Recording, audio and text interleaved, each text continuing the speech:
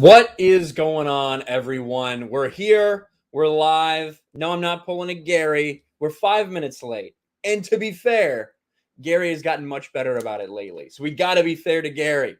In fact, we started early last week for Friday Night Tides. Now, of course, we were planning to start an hour early. We only started 40 minutes early. But still, that is an improvement. You can't deny that that is an improvement. I hope everyone is doing well. I can't believe we're halfway through November almost. What the hell is going on, man? This year is absolutely flown by. Flown by. I got a couple drinks going on today. I always get so I always get so thirsty when I'm on stream here.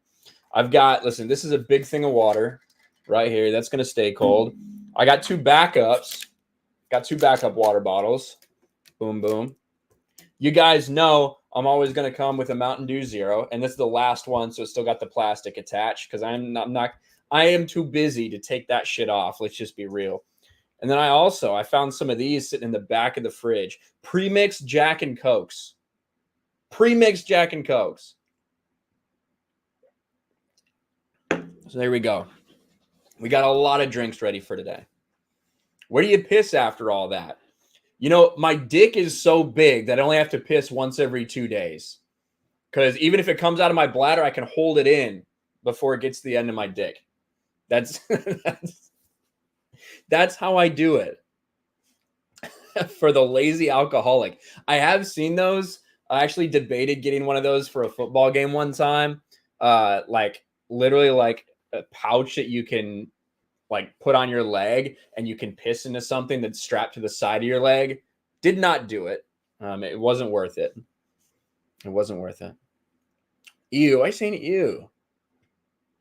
Whatever. You got Wild Turkey and Coke. Hey, I like that hit, man. I am almost out of my Elijah Craig. So I'm going to need a new go-to burp. I'm not almost out, I guess. This is like 3 more Twitch streams, and then I'm out because you guys have me take shots during the Twitch streams. Grace Randolph is shilling for Eternals doing well at the box office.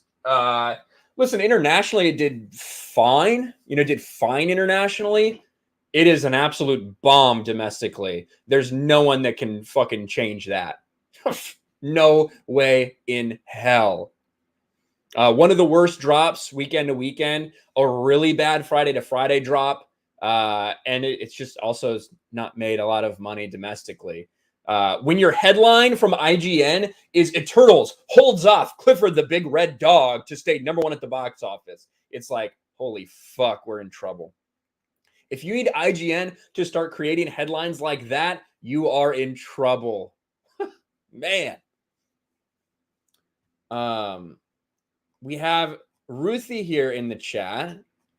Ruthie here for $2 says, "Happy birthday, Ryan Kinel, tomorrow." Yes, Ruthie, it is my birthday tomorrow. It is my birthday tomorrow. So thank you for the early birthday. I appreciate it, Ruthie. Stone Cold, I saw this as well. I'm late to this, but happy Veterans Day, Ryan. Thanks for your service, my man. My absolute pleasure. I might tell a little bit about my Veterans Day and what I did a little bit later in the stream, potentially. But I really appreciate that, dude. Thank you. Thank you. My first Veterans Day as an actual vet, not active duty, which is awesome. What the hell is going on in this game? Mike Hill for $10. Marvel is hoping that November goes by fast so that Spider-Man No Way Home comes out in theaters. Yeah, you're not wrong. And I do think people are like, oh, you just hate on everything. You hate on everything Marvel. You think everything's going to be. Listen, I've said for months that I think Spider-Man No Way Home is going to do over $1 billion. And I don't even think there's a question in my mind. If it does less than that, I wouldn't be stunned. I think it would be kind of crazy if it does a little less than that, though. Look, we've been talking about the box office. We've been talking about the MCU. We've been talking about how pathetic it is that these Marvel movies are making what they're making. $383 million for Black Widow. Of course, it was on Disney Plus too. Shang-Chi, $420 million. That's pathetic at this point for the MCU. And now we have Eternals, which needs to crack $500 million to break even. It's got a long ass way to go for that, doesn't it? We're looking at all these things, and the excuse is it's a pandemic. You can't make any money at the box office in a pandemic. Shut the fuck up, man. Like, look at No Time to Die. James Bond, No Time to Die. I told people it would do this. Some people didn't want to listen to me. That's a long burn. That's a slow burn for that because it's a little bit different audience. A lot of people that are going to rewatch it. Big, massive international audience for James Bond. And that's over $700 million worldwide now. Now, according to reported budget, that might be close to breaking even. But based on everything we've heard behind the scenes, probably more like 800 to 900 for that to break even. But still, a lot of people didn't think it would get there, but it did because there's still box office money available. You can do it. MCU, they could have done that with these movies if they'd been any good. Unfortunately for them, they weren't any good. We're going to talk about that later. But thank you, Mike Hill. Oh, hell yeah. We got Buford T. Justice. Buford T. Justice for $50 fucking dollars. Tell Jeremy to stop cutting holes in his pants. Love you guys. I mean, I can try. I don't know if that's going to work. I don't know how well that's going to work, but I can certainly try, Buford T. Justice. Thank you for the $50 super chat. Appreciate that. You walked into Bond at the end of Eternals. That's good. I saw a couple more coming in.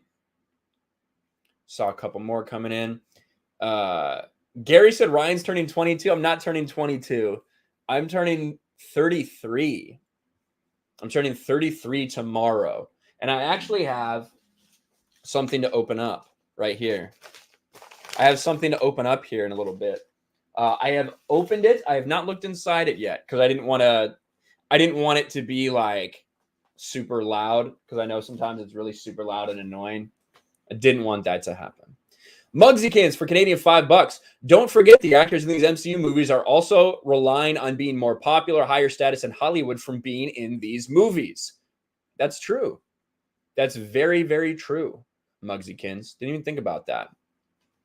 For some reason, every time I run StreamYard now, I have issues with my signal, and I don't understand why. I don't feel like I have that problem any other time. It is what it is. We're just going to have to fucking deal with it, I guess. Stunning and Brave Megatron for Canadian $7. Happy soon-to-be birthday, Ryan. Thank you, Stunning and Brave. It was cool seeing you on Steph's stream the other day for Talk Nerdy to us when you were sitting there drawing all the turtles and everything. That was cool. And thank you for the happy birthday. Dawn House says happy birthday, Ryan. Thank you, guys. Thank you for the happy birthdays. Officially at midnight, I guess. Officially at midnight tonight. But yeah, officially tomorrow. I'm thinking about doing a little birthday stream. Maybe on my live channel or something. Just chilling out, having a few drinks, something like that. So if you'd like that, let me know. Put it in the chat if you think birthday stream is a good idea. Mark Gallen for $10. Why give us Eternals when Fantastic Four is more of an iconic hero franchise? Good point, Mark. I think that when the Fox deal happened, when those rights transferred over, I imagine Eternals was probably already in the works. You know, they wanted to flesh that out. And I think that Phase 5 is really when we're going to see Fantastic Four and X-Men come in. You know, they have those big, massive IPs, man. And what the fuck was that? That's my Streamlabs that is up. Jesus Christ, that scared the shit out of me. Oh, I've still got OBS up. That's why. I'm like, what the hell? All right, I'll get to that in a second. That scared me. All right. But back to that. Fantastic Four. We're going to see them do that, but I think that there's no way it's going to be normal Fantastic Four. There's no way two of those people aren't. There's no way they don't have like one black person and one some sort of, I don't know if they'll make them LGBTQ plus or whatever. They're definitely going to make two of them minorities. They have to. So you might have Reed Richards, who's white, maybe. And then you're going to have one that's gay and one that's black, and then probably the Thing. That's what I think. Maybe he'll be non-binary. Who knows? But I don't think it's going to be Fantastic Four as you know them. That's for sure. My birthday comes a day before yours. Hell yeah. Well, thank you. Happy birthday to you in 2 days. We've got Lulu. Lulu in the chat. Lulu in the chat with a $20 super sticker. Thank you so much, Lulu. You are amazing. You're amazing, Lulu. Thank you very much. I appreciate it. I appreciate it, Lulu. Sassmatas for $2. Happy birthday, Ryan. My birthday's Tuesday. Your birthday's the same as that other person in the chat that we just pulled up. Where did it go? A lot of November 16th birthdays, evidently. A lot of November 16th birthdays. I'm November 15th. I think that is just a little superior. I'm just going to say. But 16th is good too. 16th people, you are good people too. But happy early birthday to you, Sassmatas. Richard Curtis becomes a channel member. Thank you, Richard Curtis. I appreciate that. For my channel members, for my patrons, for my supporters on locals. Just an update. I don't talk about this enough. I really don't talk about this enough with you guys or pimp this enough. But I put out a exclusive video for my supporters. When I do that, I put it as an unlisted video for my members. I put it up there for Patreon, and I put it over on locals. Everybody gets that same kind of exclusive content because I know people want to support in different ways. But we are going to be bringing back the basically members only streams. So one Saturday a month, I'm going to do a stream just hanging out with supporters exclusively. Just me, just like this, but only talking to you guys in the chat. So it might be pretty cozy. Might be like 30 people there, whatever. And it's real chill, just relax. You guys can do Q&A, whatever it is from the chat. And then, of course, for the top tier supporters on Patreon, for the top tier supporters over in the channel, we will still be doing that Saturday stream where you guys get to come on the channel and talk about whatever you want to the audience, which is really cool. And we're doing those over on RK Outpost Live now. We had a couple new $20 patrons. I appreciate you guys so much. Can't wait to talk to you on that stream next month. And if there's anybody that's not in the Discord that didn't get the Discord role, if you're a supporter, let me know. I'll fix it in the next day or two, and we'll get you all set up. All right. Nick Nero for $5. Dude, first I found out you were in the Navy. Then you said you're in the same ship as me. However, I got out in 2001. Hell yeah, Nick. I had no idea, dude. Yeah, I was on the Lincoln from 2012 to 2017. 2012 to 17, I was on the USS Abraham Lincoln, CVN 72. But, Nick, thank you for your service as well. Happy Veterans Day, brother. Happy Veterans Day. I see George in the chat. What's up, George? George! George put out an Eternals review as well. So there you go. Make sure you guys check that out. He's killing it over on his channel. Vader's Bricks says, I'm November 10. I turned 21. Dude, I hope you got fucking wasted out of your mind. Vader's Bricks Productions. How odd is it that the Eternals trailers include reference to all other Marvel characters? That's the only way you can get people to care about this is by using that, Chris. Like, that's the only way possible. And that's what they have to rely on for all these characters. And, you know, that's why I think you're seeing such a failure at the box office in a lot of ways. So, like, Richard just talked about Shang-Chi as well. And I'll bring that up. Like, Shang-Chi may be the most standalone-ish movie. You know, obviously you've got Abomination in there. You've got with the freaking Asian Doctor Strange. I forget his name. But they do use the connections to Iron Man, right? They use those connections. They use the connections to Mandarin, obviously, as well.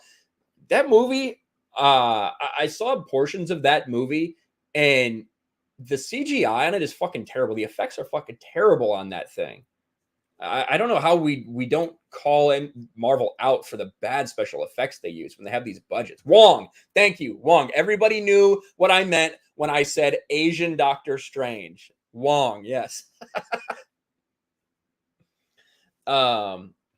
Mark Gallen for $10. Think the mob will intimidate the jury into convicting Kyle? Maybe. Listen, I one of the reasons I put the video out today was just to tell everybody, listen, one of the reasons I haven't been putting quite as much out this week is because I've been obsessed with watching the Rittenhouse trial.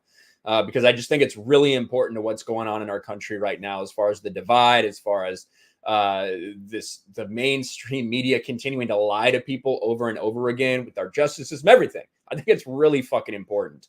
And that's one of the things I've been doing a lot of. I can't take my eyes off of it.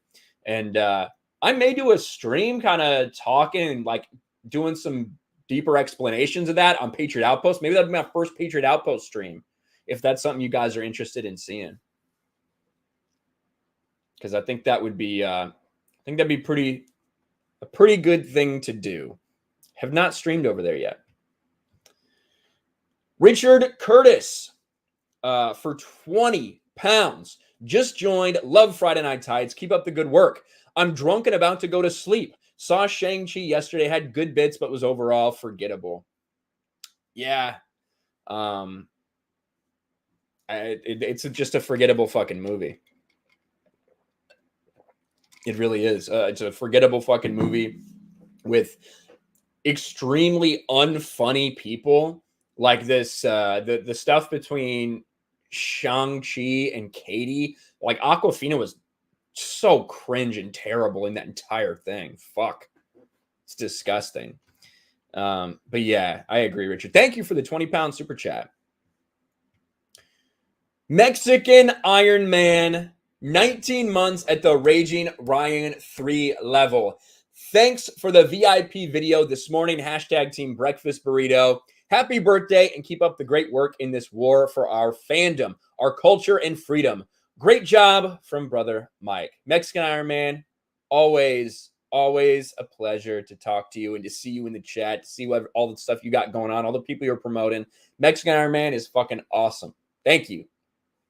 Daniel for $10. I collected Marvel comics and didn't know much about Eternals or Guardians of the Galaxy. However, they made Guardians into a success because diversity wasn't their primary goal. Entertainment was. Yeah, I mean, that's exactly what I said on Culture Casino stream earlier, because we say this a lot. No one was asking for this, and it's true. Like a lot of times, people aren't asking for these things, and I say that a lot. However, we have had things before that we weren't asking for, like Guardians of the Galaxy. That's a great point. Nobody was asking for a Guardians of the Galaxy movie. And what they did with Guardians of the Galaxy, they didn't bring this to us and be like, look, it's the first green female superhero. Look, it's the first CGI raccoon in a Marvel movie. It's groundbreaking. And if you don't like it, you're a fucking bigot. No, they gave us a great story that was funny and witty and interesting. That's what they gave us with Guardians of the Galaxy. And I really liked the first Guardians of the Galaxy. I was not asking for that. If you told me before about it, I probably wouldn't have cared. But when the marketing came out for that movie, it was like, this looks like it's a lot of fun. This looks like it's funny. This looks like it's interesting. I want to know more about these characters. The marketing for this movie, it's just diversity, representation, the film. That's not going to pull in a lot of people. At least not a lot of people with money. Might pull you in a lot of likes on Twitter. It's not going to pull in people that are going to go to the movies. And that's what we continue to see. Chris Gore, my man Chris Gore, for a $20 super chat. Thank you, Chris. How odd is it that many of the new Eternals trailers include references to other Marvel movies and the Avengers, or that they refer to Shang-Chi as your, quote, new favorite Avenger? It's clear Marvel's best days are behind it. I agree, Chris.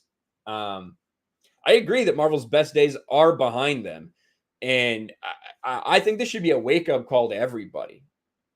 It really should. It needs to be a wake-up call to everybody there at Disney, everybody at Marvel, that what they're doing is not going to work long-term, especially if you're using these characters that are truly just diversity quota characters.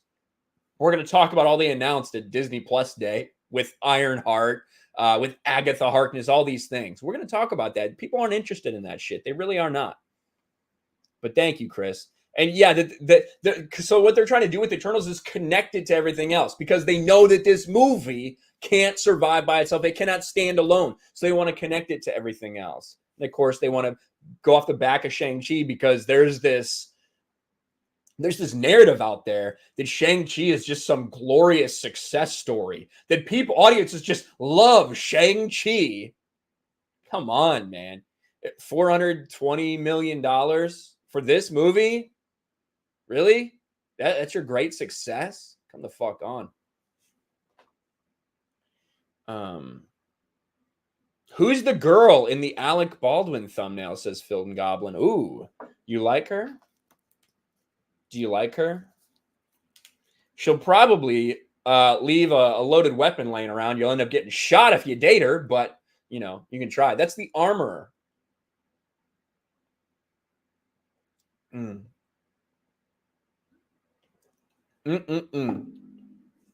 All right. Richard Curtis for another $10. The CGI in Shang-Chi was better than in Black Panther. The female characters in Black Panther were far better than the ones in Shang-Chi, though. I'll say this, Richard. There's basically nothing worse than the CGI from the final fight in Black Panther. That is fucking horrendous. It's not that bad all throughout, but that is like PlayStation 3 graphics, not even fucking around. I think all through Shang-Chi, especially the first half of the movie, is really bad. Like the battle scenes and the woods and all that. Oh, it just looked fucking terrible to me. Terrible. Let's see. Mike Hill for $5. Fasto's son must have thought he was in a DC movie since he thought Icarus was Superman. That's weird to me. That's really weird, the fact that they decided to reference Superman in the MCU. It was a weird thing to put down in that movie, if I'm being honest with you. Doesn't make any sense. Taker 610 for $2. Guardians had charisma, or Guardians had a charismatic straight white cis male. It did. Had Chris Pratt. People, God, remember how beloved Chris Pratt was by everyone then? Now you have this weird section of people who literally want Chris Pratt to die. They want him to burn off the face of the earth, all because of what they think his politics are. Not even anything he said. How pathetic are those people? Mark Gallen for $5. Marvel's really going to make an Agatha show who was pointless in WandaVision? Yes, they are. Yes, they are, Mark Gallen. True Pop Culture 7 for $1.79. Thoughts on the big Doctor Strange reshoots? I have heard that. I saw that Doctor Strange is going to do potentially like 4 to 6 weeks worth of reshoots, which is a lot. That's a lot of reshoots. Now, they're claiming basically one of the things that's a big reason why they have to do that is because of the COVID protocols. And I don't necessarily doubt that. We've seen that be a delay in a lot of different productions, but 6 weeks is still a lot. So I wonder what they're having to fix and how much they're changing, all those things. And I do think that with Marvel, like, delays are a big deal because everything is so based off when it has to come out because of the way that they do it. And I have given Marvel credit over the years, not so much anymore because I think they're getting really fucked up with their world building. I think they're destroying and demolishing a lot of what they built. However, when they were building it, it was so important for these movies to come out at the right time because they all are building off one another and all referencing each other. So that's one of the reasons that for Doctor Strange, that could have an impact. That's one of the reasons I think we saw a lot of these things get pushed 3 months to the right the other day. Big announcement from Disney. True Pop Culture for $1.79. Thoughts on the big Doctor Strange? I literally just fucking read that. But thank you, True Pop Culture. My Nerdy Home channel member for 19 months says Sneakerella. Oh my God. Should we watch the Sneakerella trailer? Listen, if you're gonna do Black Cinderella, like don't go that far. Like some people are gonna look at that and be like, it's kind of racist, bro. And that's what they decided to do. So maybe we'll take a look at Sneakerella. Blue-Eyed Scorpio, member for 9 months. I'm the best cod fish to ever swim. Call of Duty fish to ever swim. There you go. I did see it's a Gungan. That's a fucking funny name. Crimson Fang. I did see that. We're gonna talk about it. Chef Easy Does It for $10. Thank you, Chef Easy Does It. Hey, Ryan, I've always enjoyed winding down the weekend with your live stream. I'm glad that you can wind down to this. That makes me happy that you can wind down to my live streams. I'm pretty amped up for these things. We've been going 26 minutes already. I feel like it's gone by in a fucking heartbeat. I've always enjoyed winding down the weekend with your live streams. Any updates on the Florida meetup? No, probably not. I think that maybe in maybe like the big one, I don't know. I want to do something a little bit sooner, just at like City Walk in Universal or something like that. I think that'd be really cool. Just want like a basic one, a basic bitch one for just people in Florida, you know, then come hang out. I think that'd be neat. Hopefully in the next couple weeks, I'll try to get something set up. As far as the big Florida meetup, no, not yet. Next year sometime. But because we want that to be a big one. We want that to be fucking massive. And then we got George Molo in the chat for $100. Thank you, George. Eternals is an attention cookie for the woke. Marvel working hard in Eternals for thanks. Hold on. Marvel working hard in Eternals for thanks to look like an for Thanos. I think that's for Thanos to look like an anti-hero. Typical Marvel blue. Gene Buddha's pushing a psychopath and quasi-hero. Zhao used natural lighting, making night shots impossible to see. All hail Ryan. Thank you, George Molo, for $100 fucking dollars. Thank you, George. I appreciate it, my friend. Yeah, and Chloe Zhao, they're trying to make all these excuses about Eternals, but there's no excuses to be made. People just don't like it. It's not because it's a woman directing. We've seen movies do great with the critics. Great with the critics that women direct. Strange, isn't it?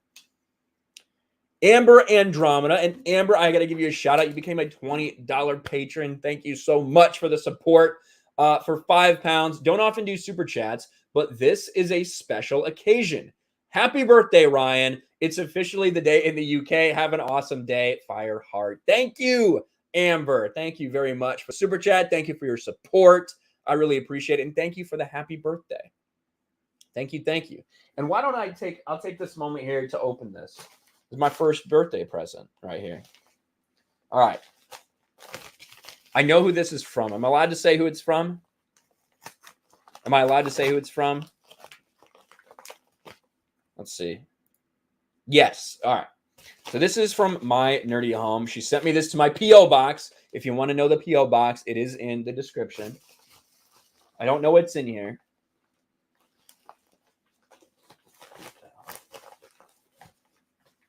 Oh my fucking God. Really? This dumb bitch? This is not a good birthday present.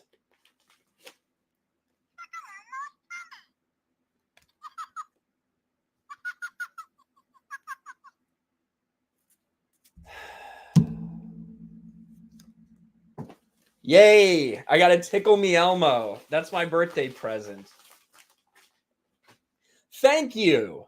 I should say thank you. I appreciate it. That's the gratitude I'm supposed to share. Fuck Elmo, that dumbass bitch. Y'all know we did the stream last week about this. I explained these Sesame Street characters, how they're fucking pissing me off.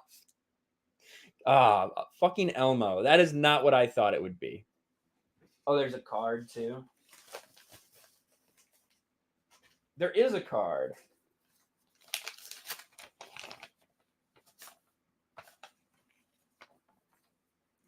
Oh, really? Oh, okay. All right. All is forgiven. All is forgiven officially. There is something else in the card.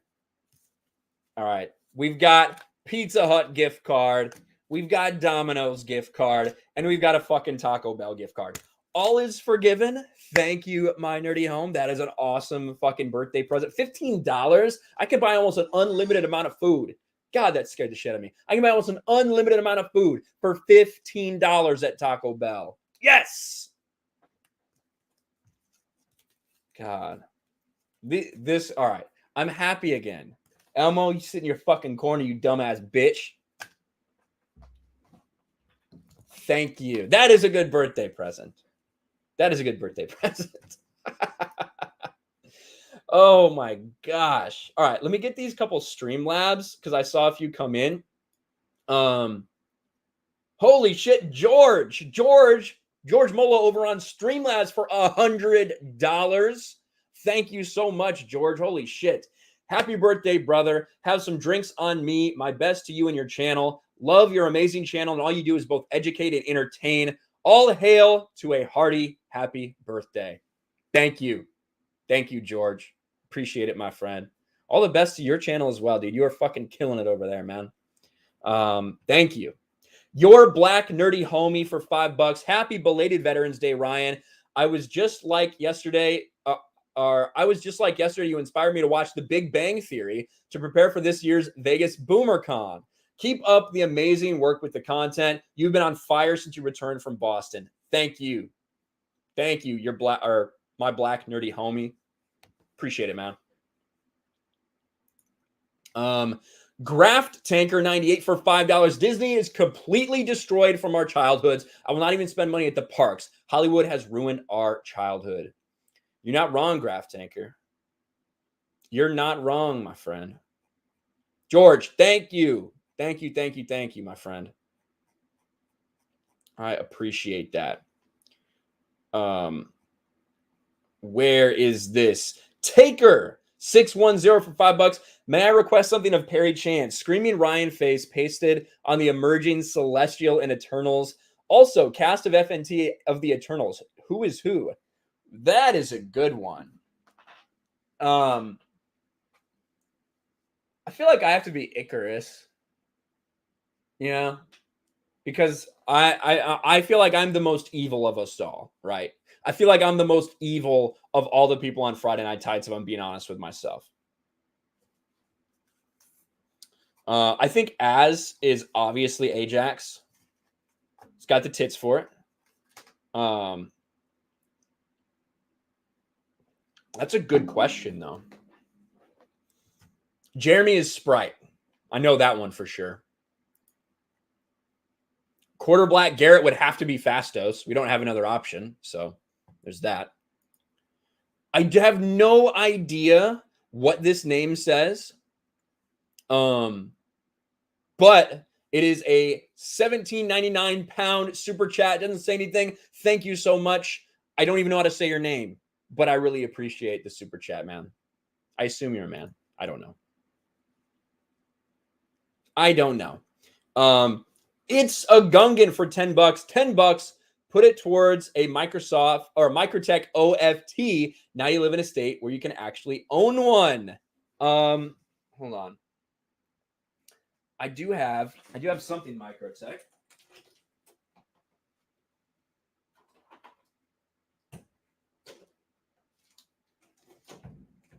I was actually just at the gun store looking to upgrade my arsenal for here in California. I do have something Microtech. So I do have a little bit of Microtech laying around here. But thank you very much. It's a Gungan. I appreciate it, dude. Richard Curtis for £10. Is your birthday the 15th? Yes, it is. It's that day now in the UK, so happy birthday. Watch a film called Benny Love. If you like cheap horror, it's like Elmore meets Child's Play. There you go. I'm not a huge horror person, but I'll try to check it out. Benny Love You. Benny Love You. There you go. Wonderful for 4. Wonderful is a channel member for 4 months. Says make a video of you using Elmo for target practice. Happy birthday. Not a bad idea. People will freak out if I do that. Dude, people will freak the fuck out if I do that. Big Fat Nerd becomes a channel member. Thank you, Big Fat Nerd. And Peter Caron also becomes a channel member. Thank you, guys. Thank you. Care about showing your bang sticks? Well, this is not a bang stick. This is a knife. So I should be okay. I should be okay. All right. Just quickly see how I'm doing here. Okay. Looks like we're doing acceptable in fantasy football, which is a good thing. We need to actually talk about this fucking movie. Holy shit. I don't know your name. I don't know your name, but thank you so much. Unknown name. Could somebody translate that? I don't even know what it is, but it's probably some sort of racial slur or something we don't even know. But thank you so much for the 44.99 pound chat. And it is a super sticker. It's a little man in it's a little corgi in a samurai suit that says you're amazing. Thank you. I appreciate it. You're awesome. Taker 610, the new vaccinate me Elmo with functioning syringe. Jesus Christ. Yes. I want to look at something, guys. I want to look at something.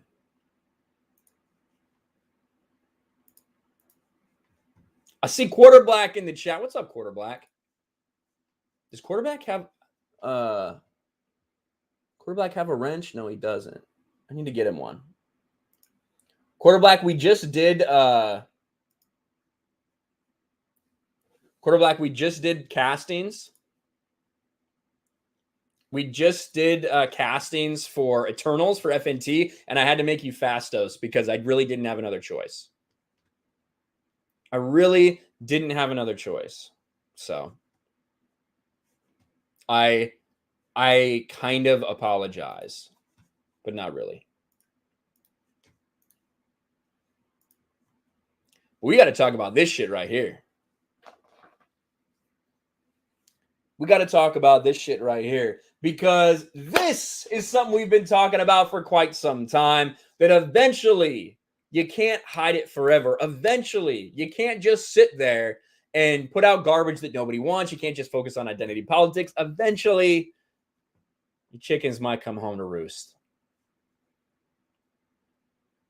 Mad Have Stark, what do you think about Ironheart in the MCU? I'm going to talk all about Ironheart in a little bit because we have something funny to talk about for Ironheart, don't we?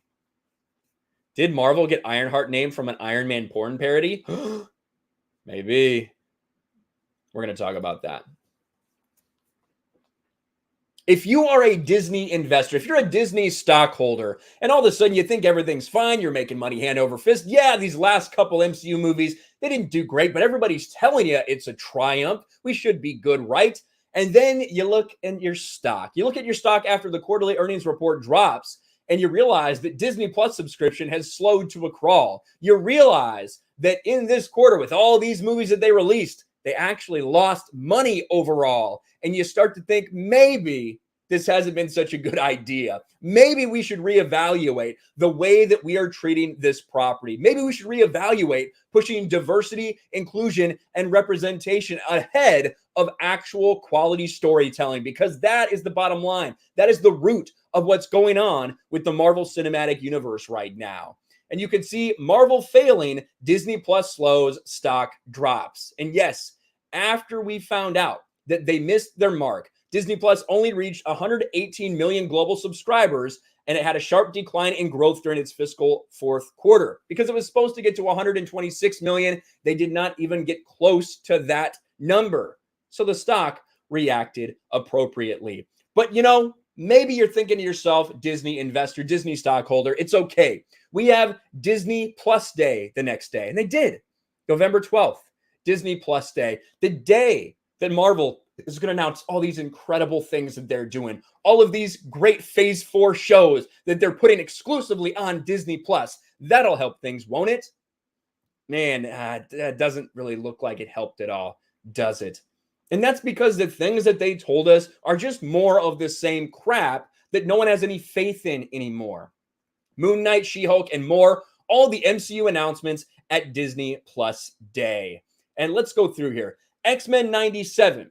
Now, I want to do a different one to specifically talk about X-Men 97. When it comes to X-Men 97, we got told that all of a sudden they're doing this. It's going to be a continuation of the X-Men animated movies. And for a lot of people, they're really attached, not animated movies, the X-Men animated TV show. For a lot of people, they're extremely attached to those. That's a lot of people's like introduction into superheroes, introduction into this Marvel universe was the X-Men cartoon. They loved that. And now we learn we get a continuation of this. Here's the description from Den of Geek. X-Men 97. The first Marvel announcement of the day was the biggest one for 90s kids everywhere. The beloved 1997 animated X-Men series is making a comeback. And on the face of it, there's some people that got really excited about that. Why not? X-Men, I love the X-Men cartoons. Finally going to do something like that. Until you learn the types of people that are involved in this. And just like clockwork, isn't it? It always seems to be like this. Supervising director of Disney Plus X-Men cartoon reboot thinks everyone is a racist bigot. Don't expect these people to respect your beloved childhood cartoon. And here you go, Jake Castorena, right there. We've got some stuff from him, basically tweeting out things, accusing anyone who is on the right of being a racist bigot, a piece of garbage.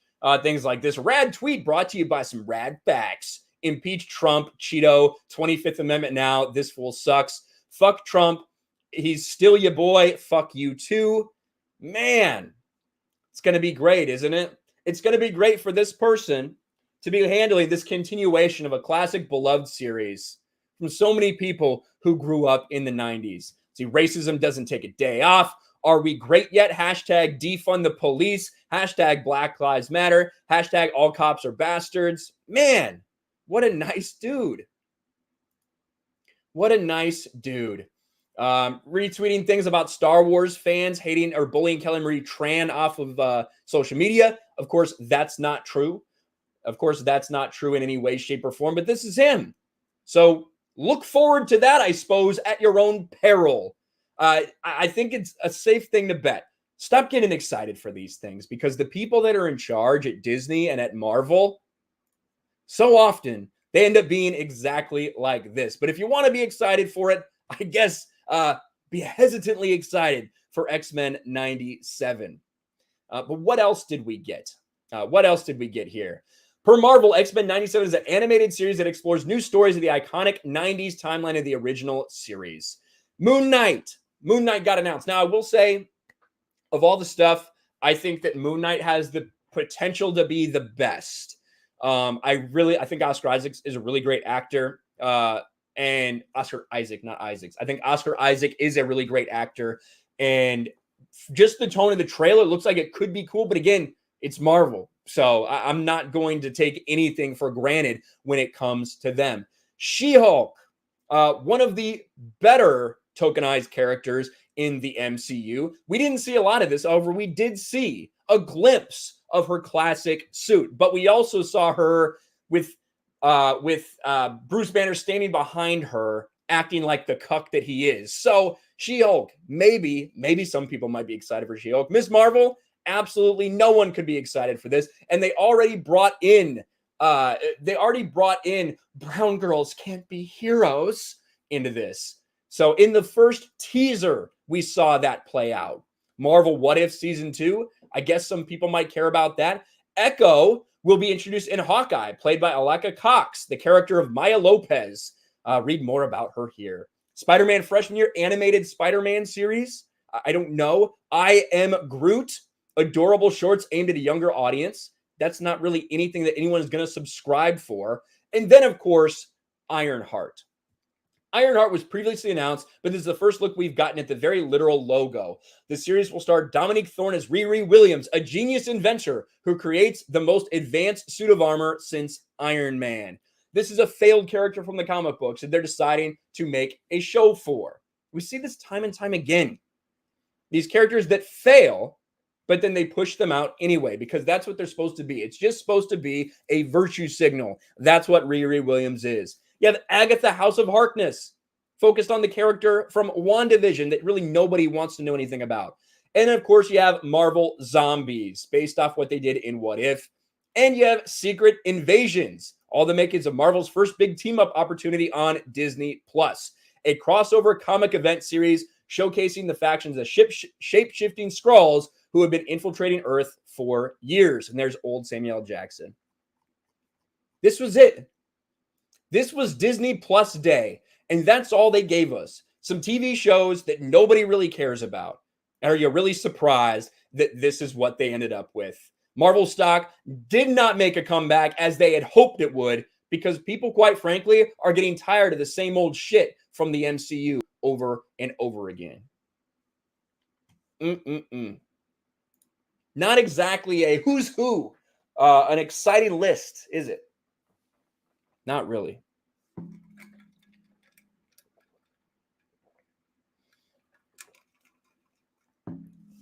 Agatha Who, yeah, I know.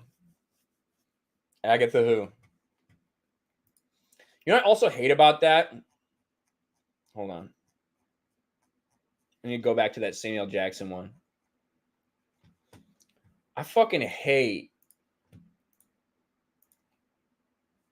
I hate it when it does that, first of all. When it doesn't share my screen, right? I hate that you these claws are from that Captain Marvel cat. I fucking hate that shit, dude.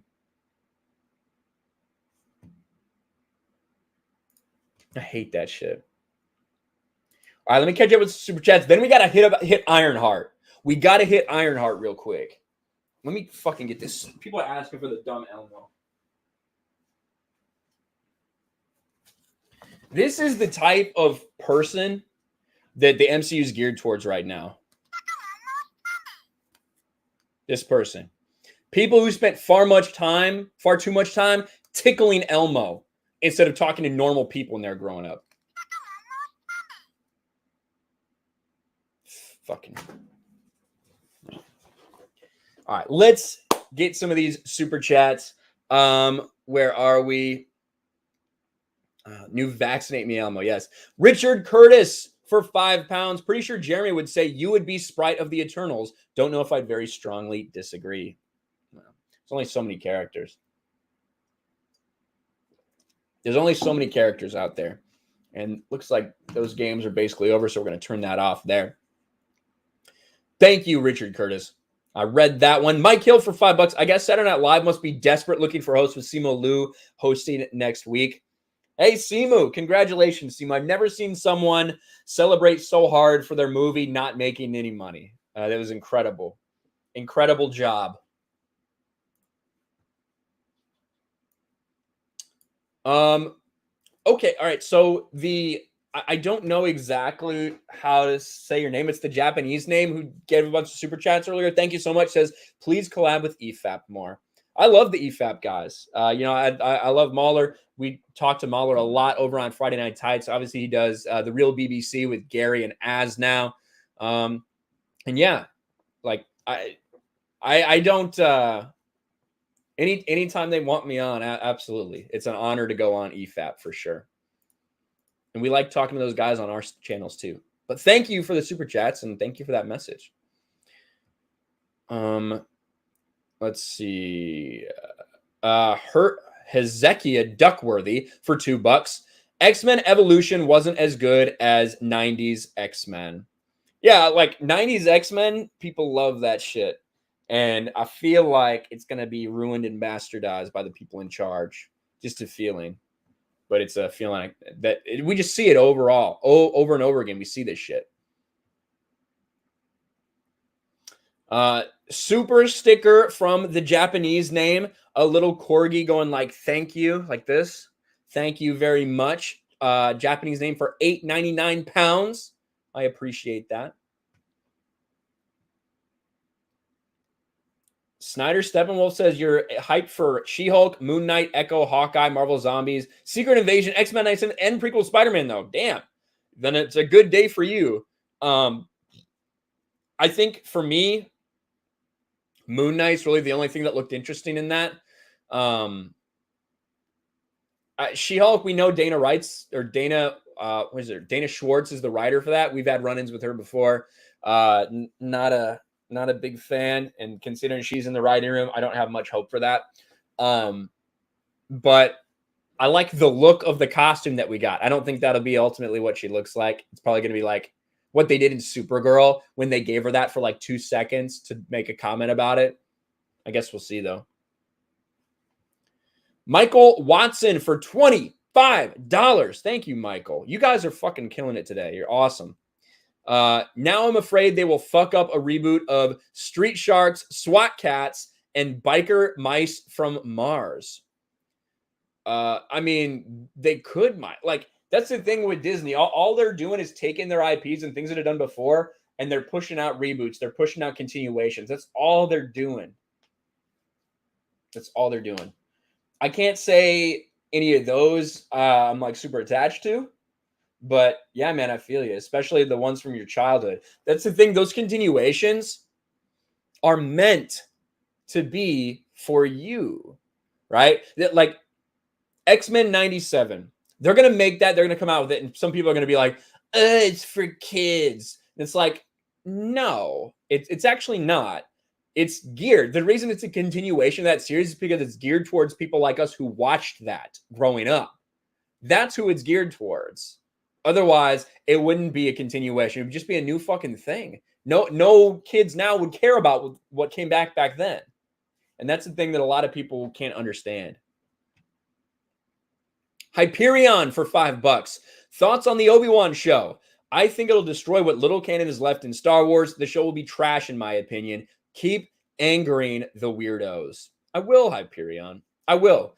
And I'm going to talk about that today. I made a video 10 months ago titled New Kenobi Show Will Break Star Wars Canon. Obi-Wan and Darth Vader will have a rematch.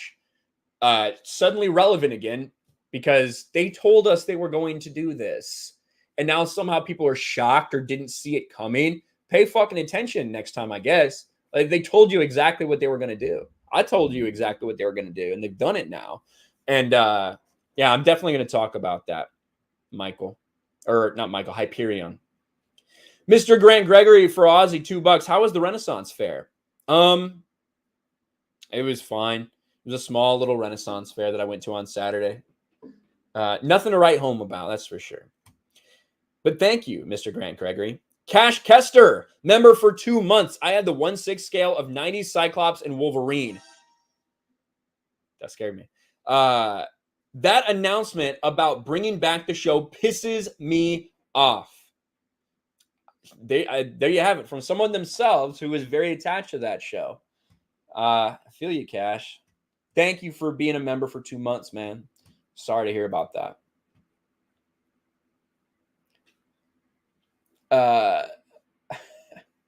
Let's see. Richard Curtis for £5. Jeremy is the Skittle Tatus of the Eternals. Couldn't send before. Maybe Tata will let it send instead of the 4-letter word I tried to use. The Skittle Tits? The Skittle Tits. Jeremy is the Skittle Tits of the Eternals. That's a good point. That is a very good point. Let's see what is over there. Biggles for $25 over on the Streamlabs. Holy shit, Biggles, thank you. Says, happy birthday. Get a pizza on me. I will, man. Thank you. God, I'm going to have a lot of pizza on my birthday, it looks like. There's never been, I'll tell you, I should probably like clip that moment out. There has never been a bigger like immediate redemption story than getting this fucking Elmo, and then all of a sudden getting Taco Bell, Pizza Hut, and Domino's like a minute later. No bigger redemption story. Steph totally redeemed herself. Because God, who like Who doesn't like pizza? Who doesn't like pizza? If you raise your hand, you're a weirdo. Not just for raising your hand when no one can see you, but just because you don't like pizza, you're a weirdo. Should we talk specifically about that Eternals, though? About that Eternals box office? I kind of think we should.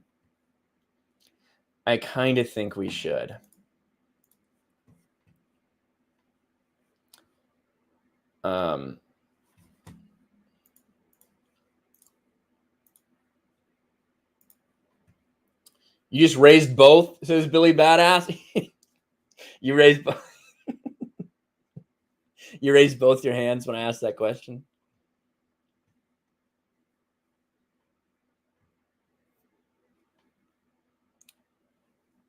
Wasn't there a Vader Kenobi fight in EU Comics, a dream sequence? I believe they're like visions and shit like that. Yeah, and that is the only when I talk about this. Is what I'm going to talk about. That's the only possible way they can do it. And you know, maybe they will do it like that, but that's the only way, because if they don't, it ruins canon. It just does, and I'll talk about why that is. For weeks, for months, really, we've heard all about Eternals. We've heard about how groundbreaking it is, how excited they are for all these diverse characters, with all these diverse characters with different backgrounds that look different than other heroes. And, you know, that's really all we had to go off. Nothing about the plot, nothing to really get excited about. Just it's diverse. It's got a lot of representation. It's got so much inclusion. And you know what? When that's all you talk about with your movie, when that's the way that you market it, you shouldn't be surprised when you need the mainstream media to write articles like this. Eternals secures a second straight weekend domestic box office win by holding off Clifford the Big Red Dog. That's what we've come to in the MCU. We hold off Clifford the Big Red Dog, and we act like that's some sort of incredible feat. In the meantime, we actually had a 61% drop-off following one of the worst opening weekends for a Marvel movie in history. Not good news, especially domestically for Eternals. Eternals powers 27 million second weekend. Clifford louder with 22 million 5-day. Is theatrical hybrid model really the answer for family films? And we go and we look specifically at Eternals. We can see 118 domestically. I want to look at the actual numbers, because look at that drop off. 75% Friday to Friday. Really, the only one that's somewhat comparable to that is Black Widow at 80%. Other than that, this is the lowest one we've ever seen. And Black Widow at least had the excuse of also being on Disney Plus at the same time. Reportedly, $120 million in funds from Black Widow being on Disney Plus. That's what they said, at least. Eternals, you don't have that same excuse. You don't have anyone that's going to Disney Plus to get Eternals.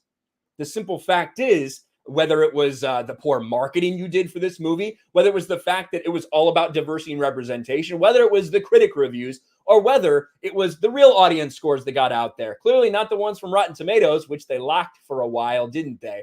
But everybody else basically says it's a forgettable movie. It's a mess of a movie that has way too many characters. They're completely focused on the representation as opposed to actual storytelling that makes sense. And I don't really see a way that this movie is going to recover, at least domestically. There is some glimmers of hope when you look at the worldwide box office. Here's the Sunday AM right through. Despite the worst reviews ever for a Marvel movie, the second weekend of Disney's Eternals didn't implode. It kind of did, hitting $27.5 million for the weekend. Very close to where we saw it yesterday morning. That is a 71% decline from its opening weekend, which is at the higher end of projections. The pick made $7.5 million on Friday, minus 75%. Through 10 days, it will stand at an estimated $18 million. Worldwide is $284 million.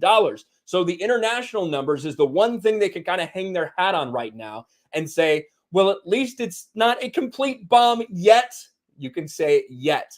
That's really the only hope they have, that this movie does gangbusters somehow internationally, which, considering it doesn't release in China, these numbers are going to slow down very, very quickly. They don't have any more big releases internationally.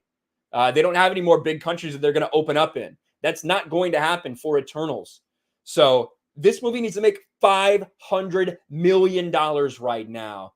And like I said at the beginning, if you have to write articles like this to try to brag about how this movie's doing, to say it's holding off Clifford, guys, what a great success story, then you might need to reevaluate. You might need to reevaluate. And like we said, when you look at Disney stock, it's clear there's some realization going on from a lot of people out there that maybe, just maybe, this isn't sustainable. That something like Eternals, that they can't just put out and make money on anymore with a $200 million budget, maybe everyone's trying to send you a message about the future of the MCU. And when it comes to Eternals, this thing's got a long way to go. And we're going to be tracking it all the way because Eternals is going to lose money. And I like saying those words when it comes to Marvel. I really do. Because they have abandoned any pretense of giving the audience what it wants. They want to give you what they want. And that is really the problem. Let's go, Brandon, says Humma. Yeah, that's right. It's like a small turd that doesn't flush in the toilet. Yeah, basically.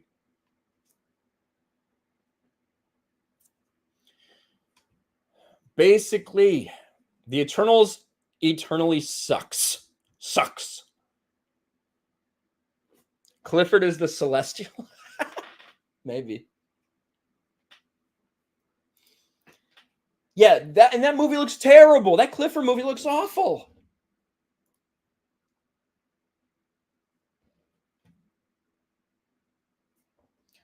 The Marvel stands are reading about the article. Are they really?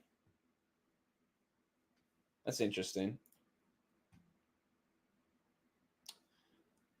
John Quinn for $20. Happy belated Veterans Day and happy early birthday, brother. Thank you, John Quinn. Love your show and laugh my ass off while watching you here or on FNT. Keep up the good work. Thank you, John. Appreciate that, dude. I really do. It means a lot. I'm here to make you laugh. I'm here to make you laugh, and I'm here to talk and give my opinions on this shit, you know? That's always kind of my goal. More so on live streams, make you laugh. For videos, it's kind of just get out there what I think is the newsworthy shit and put my opinion out there on it. Live streams, I definitely want to make people laugh.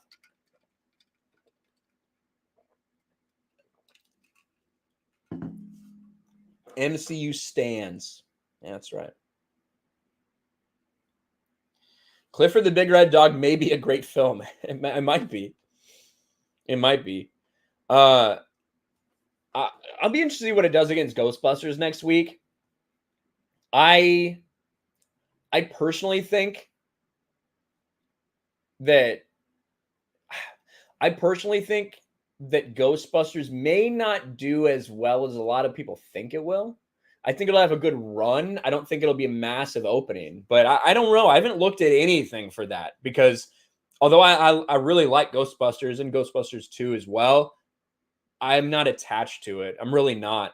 You know, it's not something I think that needs to be a franchise or continue on. I think it was good with what we had, and the efforts to make it a franchise may be a mistake and maybe screwing up what made it so unique to begin with. So that's kind of always how I've thought about Ghostbusters. We got fucking Young Rippa in the chat here. Where's he at? How far am I behind? I'm on top chat. Where's his ass? I'm miles better than Ryan Kinel at Kai. Rippa, you come play on my TV. Let's see how good you are. That's what I'll say. You come play on my TV. 80-inch, 6 feet away from you. Let's see how good you are. Fucking Ripper. That's going to be Ripper's newest obsession. First, Jeremy got him in a Mario Kart. Now he's getting him in a Call of Duty. And I do think that Call of Duty Vanguard's a pretty good game, actually, multiplayer-wise. I've heard zombies is shit. I don't really give a fuck about the campaign. The multiplayer seems to be pretty good. The gunplay is pretty good once you can get used to it. I finally found a gun that I actually want to level up, so that's a good thing. You don't play on shit. It's not a projection screen, you bitch. You know that. It's a QLED screen, but it's way too big to do first-person shooters on. I'm not Young Rippa. I don't work with fucking Blaze TV. I don't do for Canon's sake every day as a podcast. I'm not just rolling in it like Young Rippa is, where I can just buy a nice little gaming monitor. I got to save up. Maybe that's next on the project. I'll play 2K with Rippa. I mean, I don't know if I have the most recent one, but I think it would actually be fun, Rippa, if you wanted to, maybe for like the next 2K that comes out, for like you, me, and Jeremy to like play threes on the blacktop. Because me and Jeremy won't get anybody else to play with us. I can't get anybody to play with me in 2K because my character's white. I wish I was lying about that, but it's true. I felt racism in NBA 2K. I go up, I stand next to the blacktop with a couple other guys. We're waiting for the next game, and they leave. And they go join up with a black guy. It's not fair. It's not fair. He's down. All right, that's good. $184 32-inch Roku. Oh, I don't want that. I don't want that. TJ Lee, who signed the baseballs on your shelf. Fergie Jenkins, Cubs Hall of Famer. Let's see. Travis Wood, who is the only one of the only Cubs players from their World Series team that I could find to sign a World Series ball. Ryan Sandberg, one of my favorite Cubs players of all time, Hall of Famer. Trevor Hoffman, Hall of Famer. It's a couple of them there.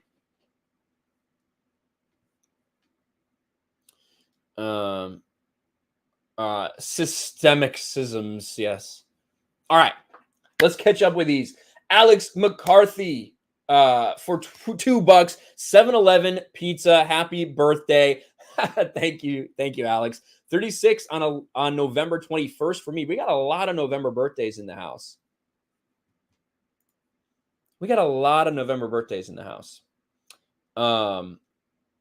Thank you, Alex. I appreciate the super chat, buddy. Richard Curtis for 10 pounds.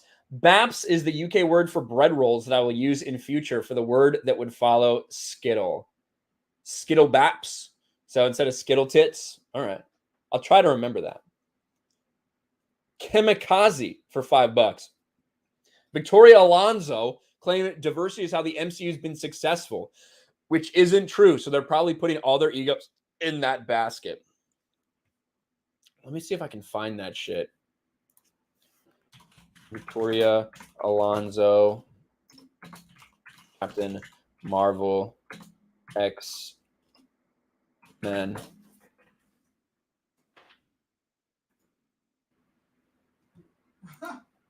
God, it's fucking, what a joke. All right, well, I'm going to watch this real quick. Victoria Alonso, who continues to get more and more power when it comes to Marvel and the MCU. I want to show you something.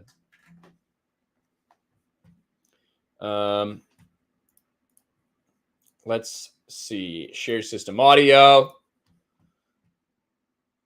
Oh my gosh. Stroke face. She looks like she just got her third or fourth booster shot, don't she, Rippa? Look at that. Look at that. All right, let's watch this, though. There's plenty. There's all kinds of stuff. And people often, I actually have the original Shield. To see it, to share with you, if you like to watch it. There's a part here where she's talking about the X-Men. Laughing, you think, well, you'll see. To see a little bit of how learn. Some cutting room floor or art that wasn't used. We saw a lot of different alternative costumes. Yeah. Is there ever a time where you go, man, I play with now in the future, including the X-Men, right? Yes. Could you, of course, you can't tell me much, but can you give me a little hint of what the future is coming? Where is the future going and excitement? I don't know where the future is going. It's funny that people call it the X-Men. There's a lot of female superheroes in that X-Men group, so I think it's outdated. I don't. This is a woman who it continues to get promoted at Marvel Studios. We'll put it that way. How much power she has, it's all up to you. But this was in 2018, 19, where she did this interview for Captain Marvel and gets randomly asked about X-Men and says, it's funny that that's the name, X-Men. There's a lot of female characters on that team. I think it's a little outdated. So this is the Victoria Alonso that you're talking about. That's the Victoria Alonso that you're talking about. Someone says she has Bell's palsy, but her face doesn't normally look like that. This is what she normally looks like.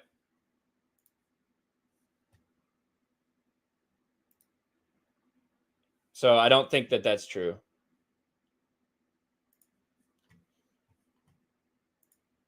But if it is, whatever. All right. Robot Sean, ATHF for $2. What's your favorite baseball team? Chicago Cubs, baby. Chicago Cubs. I don't know if you sent that before or after you saw the baseballs, but yeah, Ryan Sandberg. It was a rough season for me because the 2016 Chicago Cubs season was one of my favorite moments of my life as a sports fan. Probably that whole season leading up to the World Series, and for Chris Bryant, Anthony Rizzo, and Javi Baez all to be gone in a 24-hour period, fucking heartbreaking as a Cubs fan, even if it was the right move. Let's see. JT Gunter for $2. Happy birthday. Thank you, JT. Thank you, JT Gunter. I appreciate that, man. I appreciate it, buddy. The Japanese name that I do not know how to say for a 17.99 super chat. I hate to agree with you, but I'm afraid that your prediction on GB might be right. Alex Jones, levels of conspiracy. My predictions on GB. I don't know what GB is. My predictions on GB. Steph, do you remember what that is? I don't remember. Happy birthday, you coward, someone said. Oh, Ghostbusters. Fucking Ghostbusters. Of course, I was just talking about Ghostbusters. Yeah, and like I want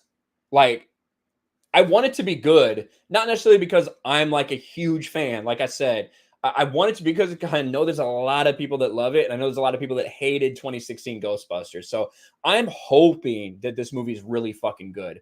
And even if it's good, like I still don't know if it's going to do as big as people think. People are like, this movie is going to be the biggest movie of the year. It's like, I don't know about that. I just don't know if that franchise has that in it. You know, Grandma's Boy, Giant Balls, Game Boy. Yeah, GB. I have no idea what I was fucking talking about there. But thank you again for the super chat. Steven Lanudo for $5. She notices a lot of female X-Men, all of whom we liked long before she showed up. Yes. Yes, yes, yes. Indeed. Indeed. We got to talk about Obi-Wan next, right? You know what I need to do, though? I need to pull up ba-da-bum-bum-bum-bum. Ba-da-da-da-dun-dun. Who are you going to call? I need to find my video. Kenobi. Kenobi? How about Obi-Wan? Here. I found it. Kathleen Kennedy has red eyes in the thumbnail. I like it. Ooh, it's old school logo.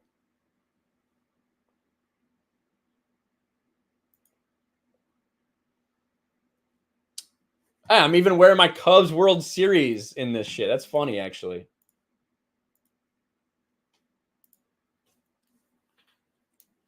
That's pretty funny. This Ghostbusters has the original car and gear. Yeah. Kenobi will rematch in the Disney Plus series. Now, where is this coming from? Oh, maybe we're just reading too much into things. Listen. All right. I want to back this up a little bit because I actually want to fucking play some of this shit during this because we're going to clip this out probably. Because listen, I talked about this. I talked about this shit. Make sure I don't share the wrong shit here. I've been known to do that from time to time. I'm going to try not to do it here.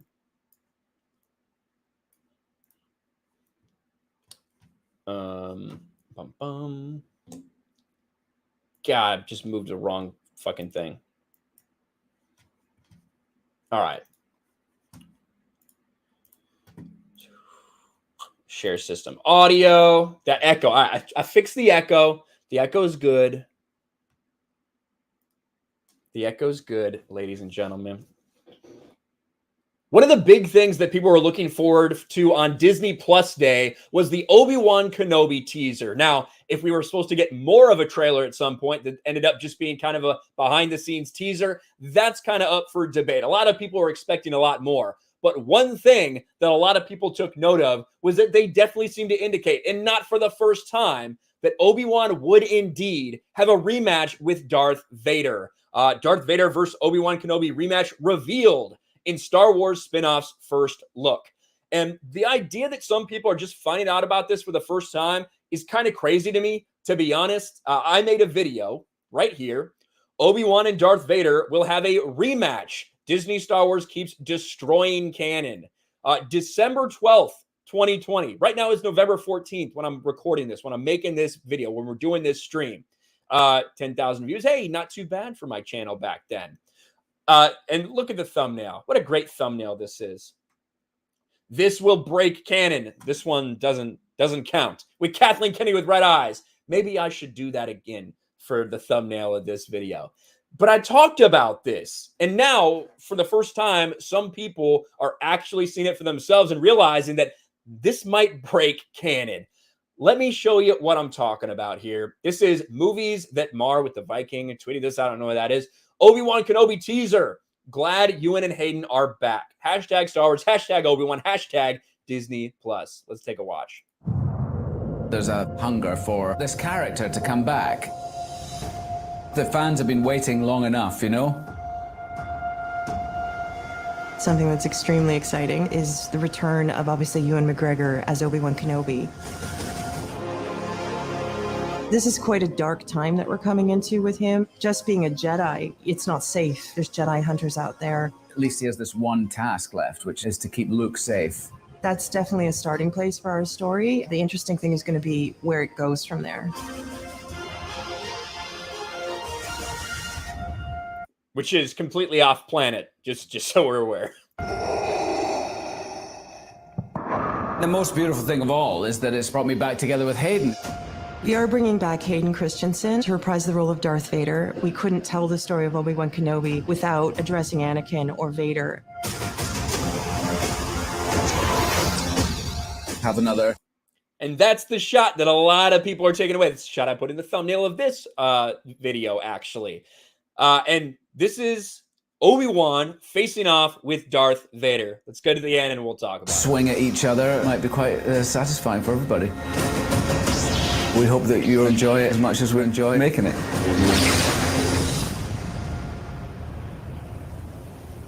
Streaming in 2022.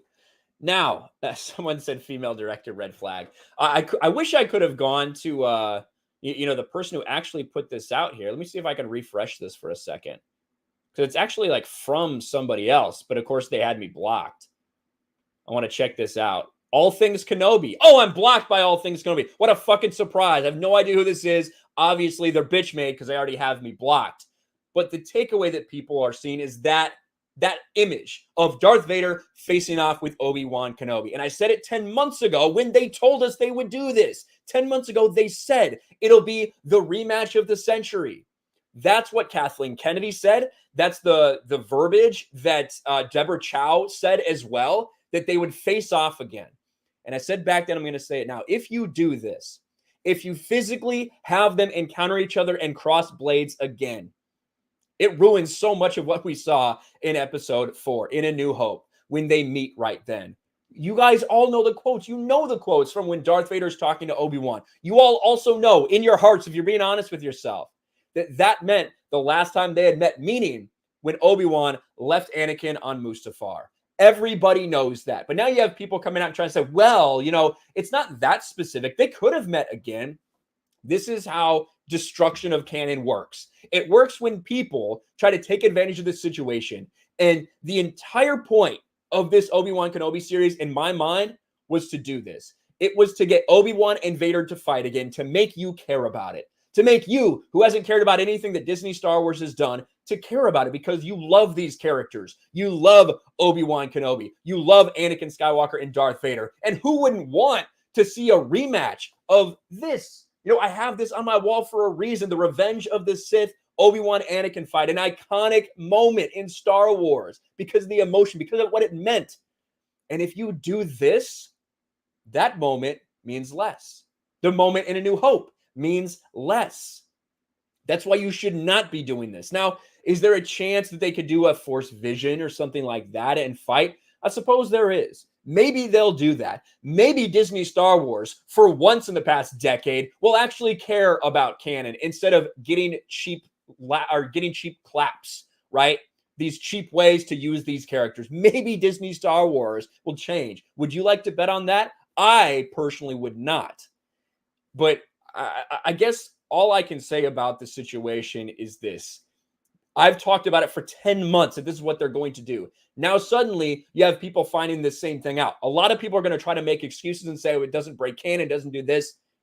If you're being honest with yourself, you know that it was never intended for them to have another fight, for them to have another meeting like that. Even in Rebels, you have Rebels, which takes place after this does in the timeline. It's obvious from Vader's interaction there that he has had no interaction with Kenobi, that he's not been able to find him. We know that this is not what happened. So if they do this, it's going to be breaking canon. And all I can say is I told you so. That's it. That's all we have at this point. And it makes sense, right? Like it makes sense that this is what Disney wants to do because they know that it's a way to get people to care about it. Even people who hate what they've done with it are like, I love the fact that they're bringing Hayden back. I love Obi-Wan and Hayden. Yeah, I know. They know, or they know that you love them. So they want to bring them back and use them in this very artificial way that doesn't make sense in canon.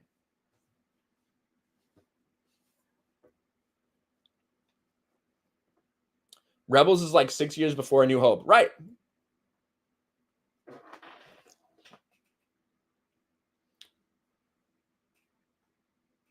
Yeah, so this is about I think 10 years after Revenge of the Sith, right around there. I think that's the time frame. So this movie or this show takes place before Rebels. That's what I'm saying. Before when they see each other and not see each other, but when Obi-Wan is in Rebels and when Vader's in Rebels. Not together.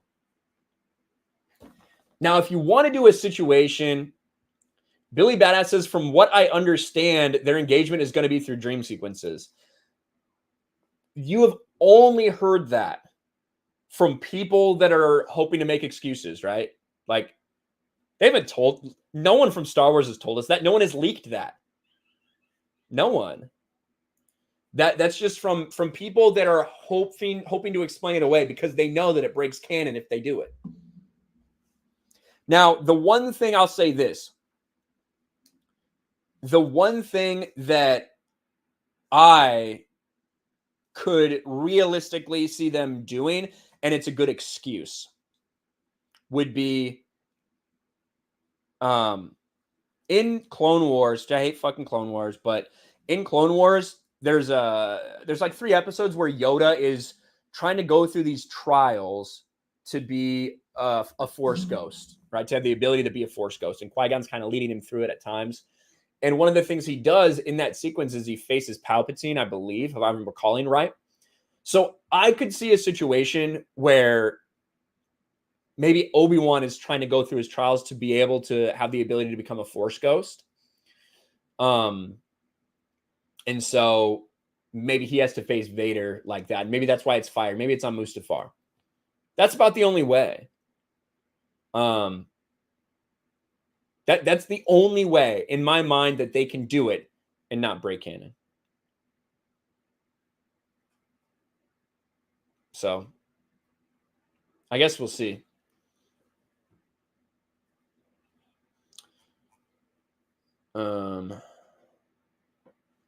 How did Luke learn how to be a Force ghost? Fuck if I know.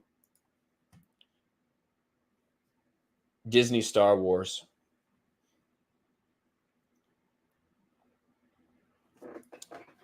Yoda taught him, maybe. Steven Lanuda. Oh, I said that one. M Tax Shark. What's up, man? Great stream and hope you had a great Veterans Day. Only comment. I'm so tired of Disney's inability to write an original story and ruining earlier work. Me too. Me too. And we got more to talk about in that as well. Mike Hill for $5. Well, technically, this would be the first time Obi-Wan faces this Darth Vader. If by this Darth Vader you mean like all suited up, correct. But he did know that he had fallen to the dark side, obviously. And actually, didn't they watch the... I'm pretty sure in Revenge of the Sith, they watched the hologram clip of him pledging his allegiance to Sidious and him getting anointed Darth Vader. So he faces Darth Vader then. Raging Rhino for Aussie, $2.99. Hashtag Let's Go Brandon. Hashtag Kyle did nothing wrong. Hashtag Kennedyverse. Kennedyverse, that's right. Are there any good Star Wars graphic novels? Yeah, dude. There's a fucking ton of them, man. My favorite Star Wars comic book series is the Legacy series, which takes place 140 years, 137, 138, 140, something like that, years after A New Hope. Some descendants of Luke Skywalker. Love it. Stephen Lanudo for $5. Vader, your coarse sand. Kenobi, you're a hateful bigot. Yoda, Dagobah, I must bounce to. Maybe, Stephen. Maybe. Thank you for that. Let me refresh these over here. Boom, we got that. Tales of the Jedi. Tales of the Jedi is really good. Tales of the Jedi is really fucking good, man.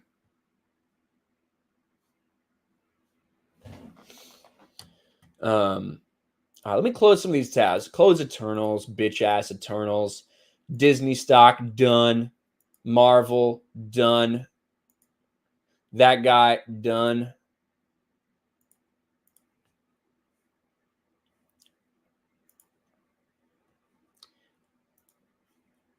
All right. We gotta look at this here. I'm gonna retweet this first because I didn't even retweet this, even though I'm gonna talk about it.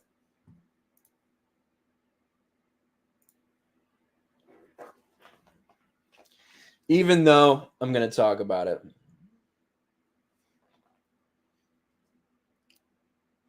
All Out Star Wars Lore, the Lore Master.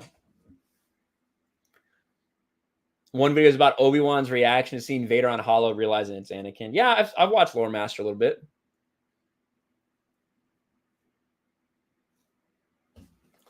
I've watched Lore Master a little bit. Freaking Wesley snipes you for Canadian $5. Now, serious question. What's your favorite cheese? You always ask me what my favorite fucking cheese is. You freak. I love that picture, though. That's Moff Gideon. That's Moff Gideon. I love that. Thank you for the $5, Wesley Snipes. Yeah, appreciate it, man. But we have to talk about something very serious, guys. The most serious thing we've ever talked about. When I saw this tweet earlier today from It's a Gundam, I wasn't quite sure what to make of it. I didn't know if it was real. I didn't know if he had these dates right. But as it turns out, of course, It's a Gundam is right, because It's a Gundam is usually pretty much right about everything. Ironheart is a ripoff from a Japanese porno, Subarashi. Porno 2014, Marvel character 2018. And then you have this character here, Ironheart. And of course, Riri Williams as Ironheart. And now listen, we're going to go through the events here. We're going to go through the events of how this happened, how this may have happened. But just the very idea that it's a possibility that this happened is hilarious. Absolutely fucking hilarious. Let's take a look. Did Iron Man or did Marvel get Ironheart name from an Iron Man porn parody? You read that right. It seems there was an Iron Man porn parody with a female character, which probably need to do some research. Just saying. Probably need to do some research just to make sure. It seems there was an Iron Man porn parody with a female character in a female Iron Man costume who was called Ironheart. The film also predates the Marvel Ironheart comic by a couple of years. The original porn parody of Iron Man was called Ironheart, produced by Giga. The main character was played by Hibiki Atsuki. I'm sure Lethal Lightning probably knows that name. In the film, the character is captured, tied up, and used in ways that one would expect in this type of film. Then she saves the day. Back in 2016, Marvel decided to replace a lot of established superheroes by handing the mantle over to new, more diverse, and often female characters. Not sure why using a female porn parody character who was assaulted a number of times in the film was the best way to go. You may be thinking, it could be a coincidence. Well, it could be, but one would think there had at least been a cursory Google search. The Marvel character was created by Brian Michael Bendis, of fucking course it was Brian Michael Bendis, and Joe Quesada. According to Fusion TV, they claim the creators used Ironheart as a name because Iron Woman seemed stuffy, and Iron Maiden would probably come with a bevy of legal woes. But Ironheart spoke to the connection that Riri would have to both the Iron Man legacy and the franchise. Marvel and Disney created a minority character, only 15 years old, and then gave her the same name as a porn character that predated her by 1 or 2 years. They didn't even file for trademark until 2017. Listen, do I think there are any problems? Probably not. I don't think they have anything actually to worry about with this. It's just funny. It is just funny because these people continue to do this dumb shit in the comics with these characters that nobody wants, that nobody's asking for, that no one respects, that continue to fail over and over and over again. And they're not even Google searching these phrases before they make them. They're just putting it out there.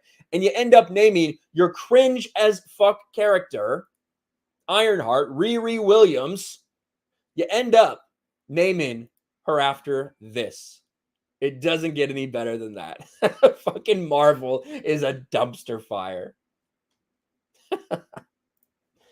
Oh, Ironheart will get you hard as a rock. Oof, maybe. Maybe. It's always a possibility.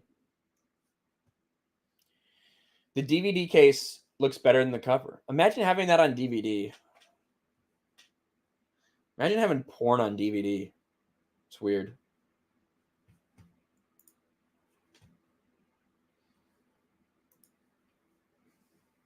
That would be a very strange thing. All right, we're good there. Perfect. Wesley Snipes, yeah, there's that channel membership. I was missing that earlier. So tired of Disney taking away from well-thought work to prop up the shitquel trilogy. You're not wrong.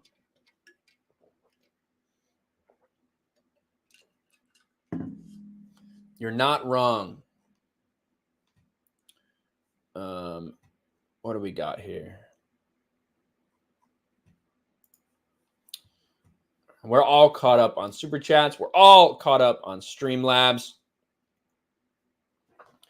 Is it really that big of a surprise? Maybe. Why do they need a gender name? Well, they just did Ironheart, so I wouldn't say that's a gendered name. I wouldn't say that's a gendered name. Fusionev for $2. Costumes look similar. They probably saw a parody.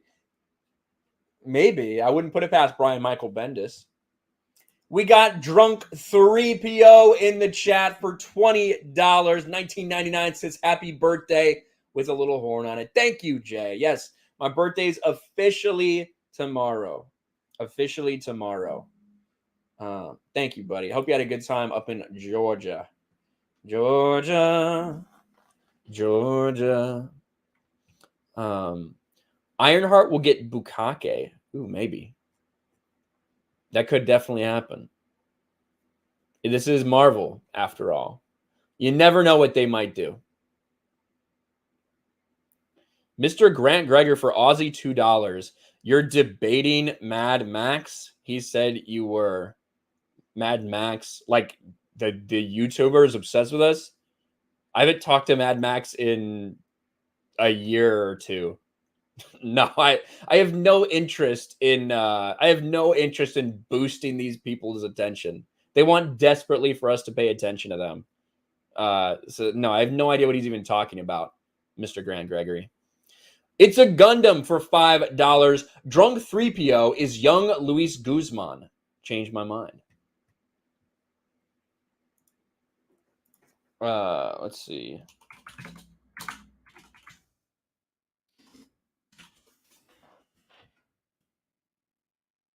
I mean, I guess I see some similarities, but yeah, I don't think so.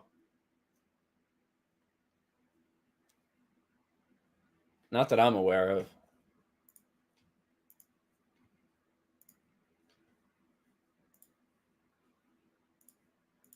Not that I'm aware of.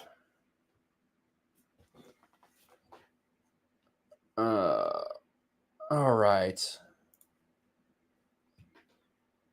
Oh, you clipped this fucking birthday present shit? Thank you, Steph.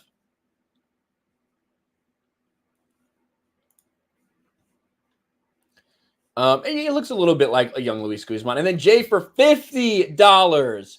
Jay for $50. Also, thank you for introducing me to John Bartolo and Nine Line. I never would have been there without your help. I can never thank you enough for all you've done for me. I hope your birthday is amazing. Thank you, dude. I appreciate that, Jay. It means a lot, man. Yeah, Jay, you're killing over at Nine Line with the welcome to the rebellion stuff, dude. So thank you. Thank you for the super chat. And yeah, John's awesome. John's got so many connections, and that was just one of them. But appreciate it, dude. Thank you. Thank you, Jay. We got Lulu in the chat too. Thank you, Lulu. Rady's here. What's up, Rady? You want to write the Ironheart script? Maybe. Yeah, Jay, but yeah, I'm glad everything's working out really well with Nine Line. And I'm glad we just got introduced to John because John's definitely changed the way we've thought about a lot of stuff, especially like the things that we want to do at Geeks and Gamers and everything. So it's been pretty cool. It's been awesome. November 15th. Yes, November 15th is officially my birthday. He hates nice things being said about him a little bit. I kind of don't like it. Yeah, I kind of don't like it. But thank you. You want me to watch this Sneakerella shit? All right. Sneakerella. I'll watch it.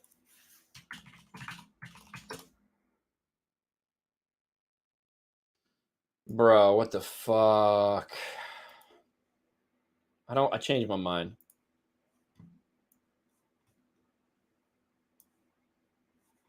Better not get claimed for this.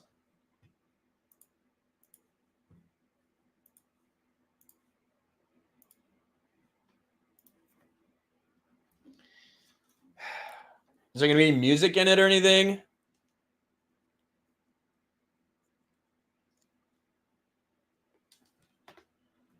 Am I going to end up getting... What? It's the weird square one, though. Whatever. It's not like it's going to fucking matter. This is Sneakerella coming to Disney Plus.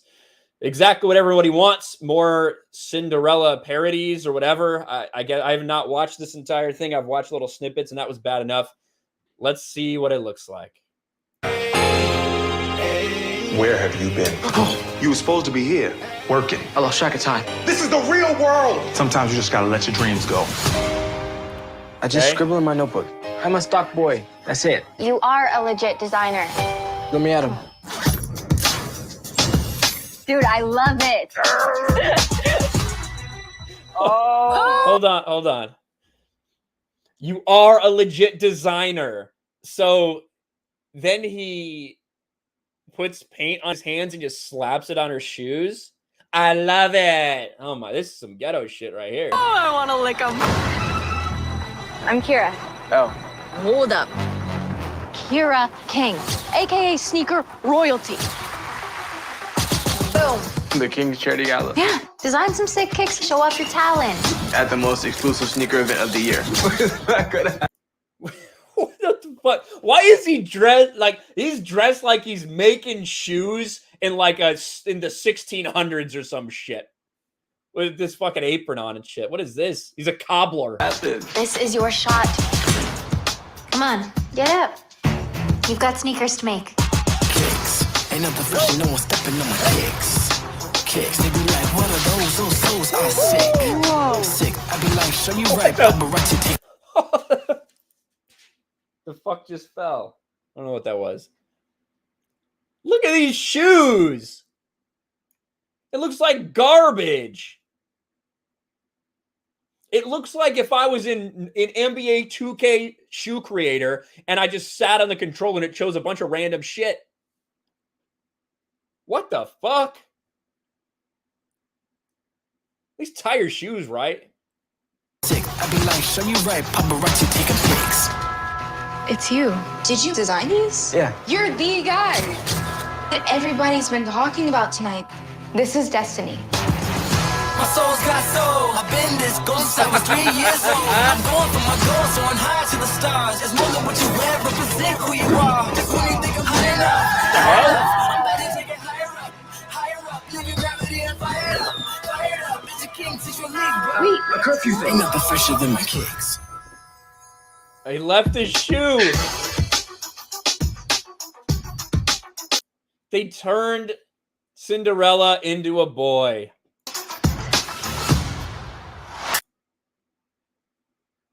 What the fuck, man? I don't, what am I supposed to say to this? It's clearly not for me. It's clearly not made for me. What am I supposed to say? Sneakerella? It'd be one thing if the sneaker looked cool. It looked fucking dumb as shit.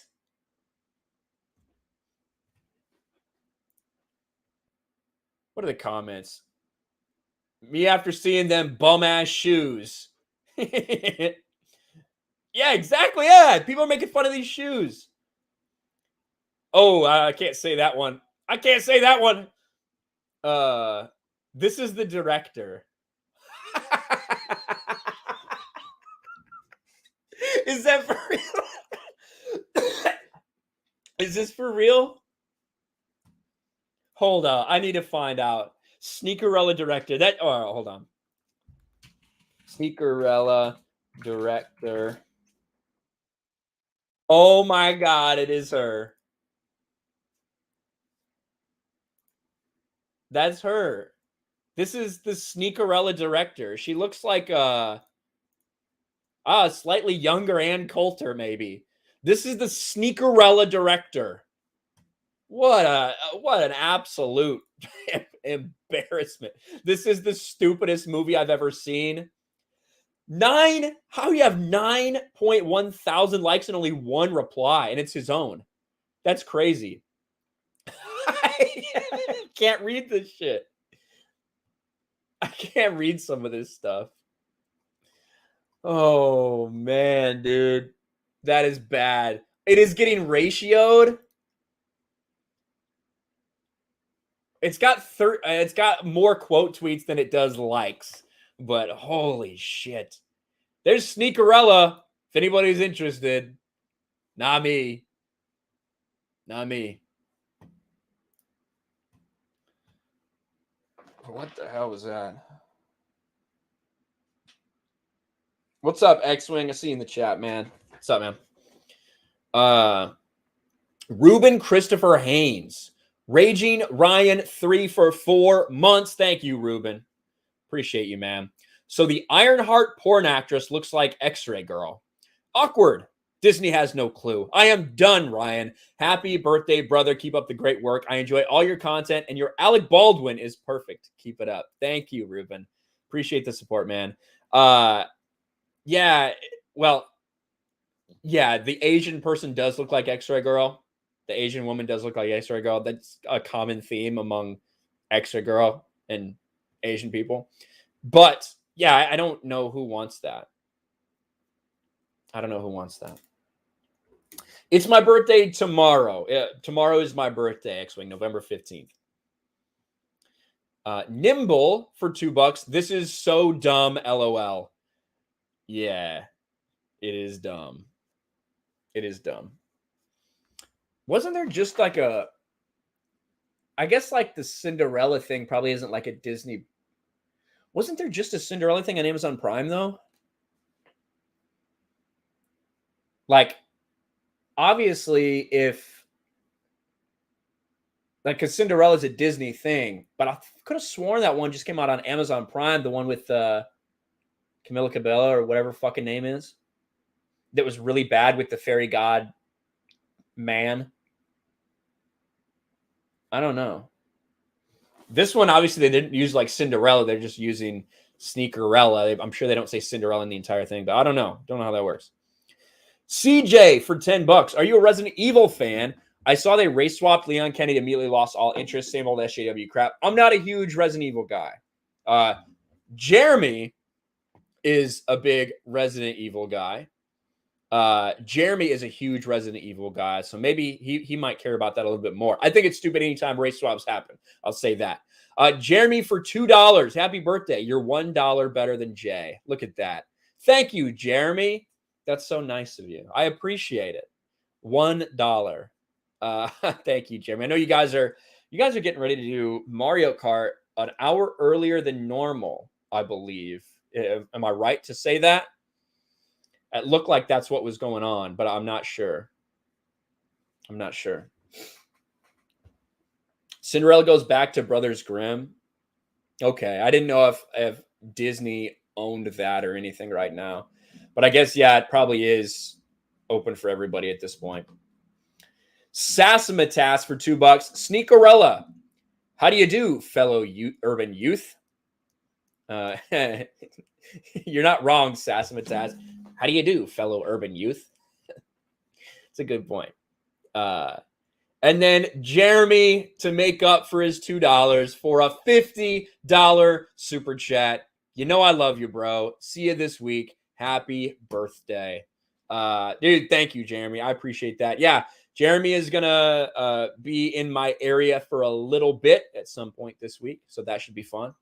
I say it should be fun. I've kind of seen a little too much of him, just to be honest.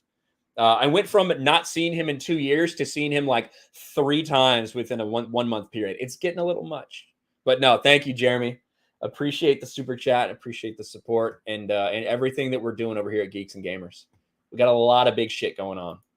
A lot of big shit going on. X-Wing for $10. Happy early birthday, amigo. Have one on me. I will, my friend. I will.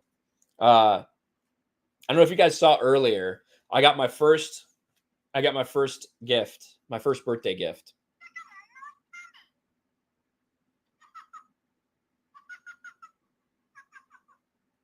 This piece of shit, this little bitch Elmo. But then it was immediately followed up with gift cards to my favorite places to go. Domino's, Pizza Hut, and Taco Bell. So all is well with the world. All is well with the world right there. Josh from Detroit for $2. Wonder if her name is Tony Sparks in the movie. I don't know. I don't know, Josh from Detroit. It's a good question. Is this Elmo vaccinated? Well, it does appear like his face is a little crooked here. You got Tickle Me Elmo and you got vaccinated Elmo. That's booster shot Elmo right there.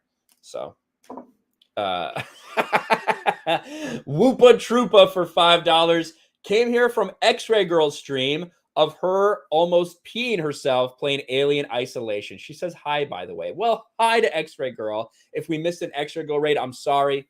I'm sorry if I missed the X-Ray Girl raid. Alien Isolation, that'd be funny to watch her play that shit, actually. Thank you, Whoopa Troopa. Arpo Marks for $5. Happy birthday, bro. Is the fairy godmother is the old white guy. Was there an old white guy in it? Did I miss him? I just saw his like dad or whatever. Oh, you're right. You're right though. Hold on. The old white guy slapped the car, right? Yeah. Dude. I think you're right. Fuck. Hate it when it does that. I don't know if you guys see the same shit when I do that or not, but this guy. It's weird. Look at this car that looks like a car that he takes the thing off and it's another car. There you go. Pumpkin Express. Is this the fairy godmother? I don't know. Might be. It might be.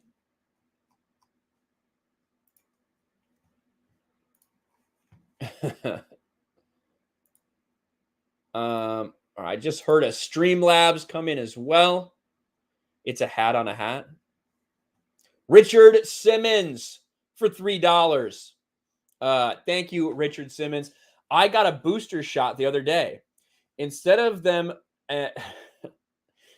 having them put it in my arm, I wanted to feel right at home and had them put it in my ass. Thank you, Richard Simmons. I appreciate the fact that Richard Simmons is such a dedicated watcher of this stream. I really appreciate it, buddy. Thank you. Richard Simmons. All right, I put Alec Baldwin in the title. We got to talk about fucking Alec Baldwin net worth. I don't give a fuck about Alec Baldwin's net worth. We got the AP news right here.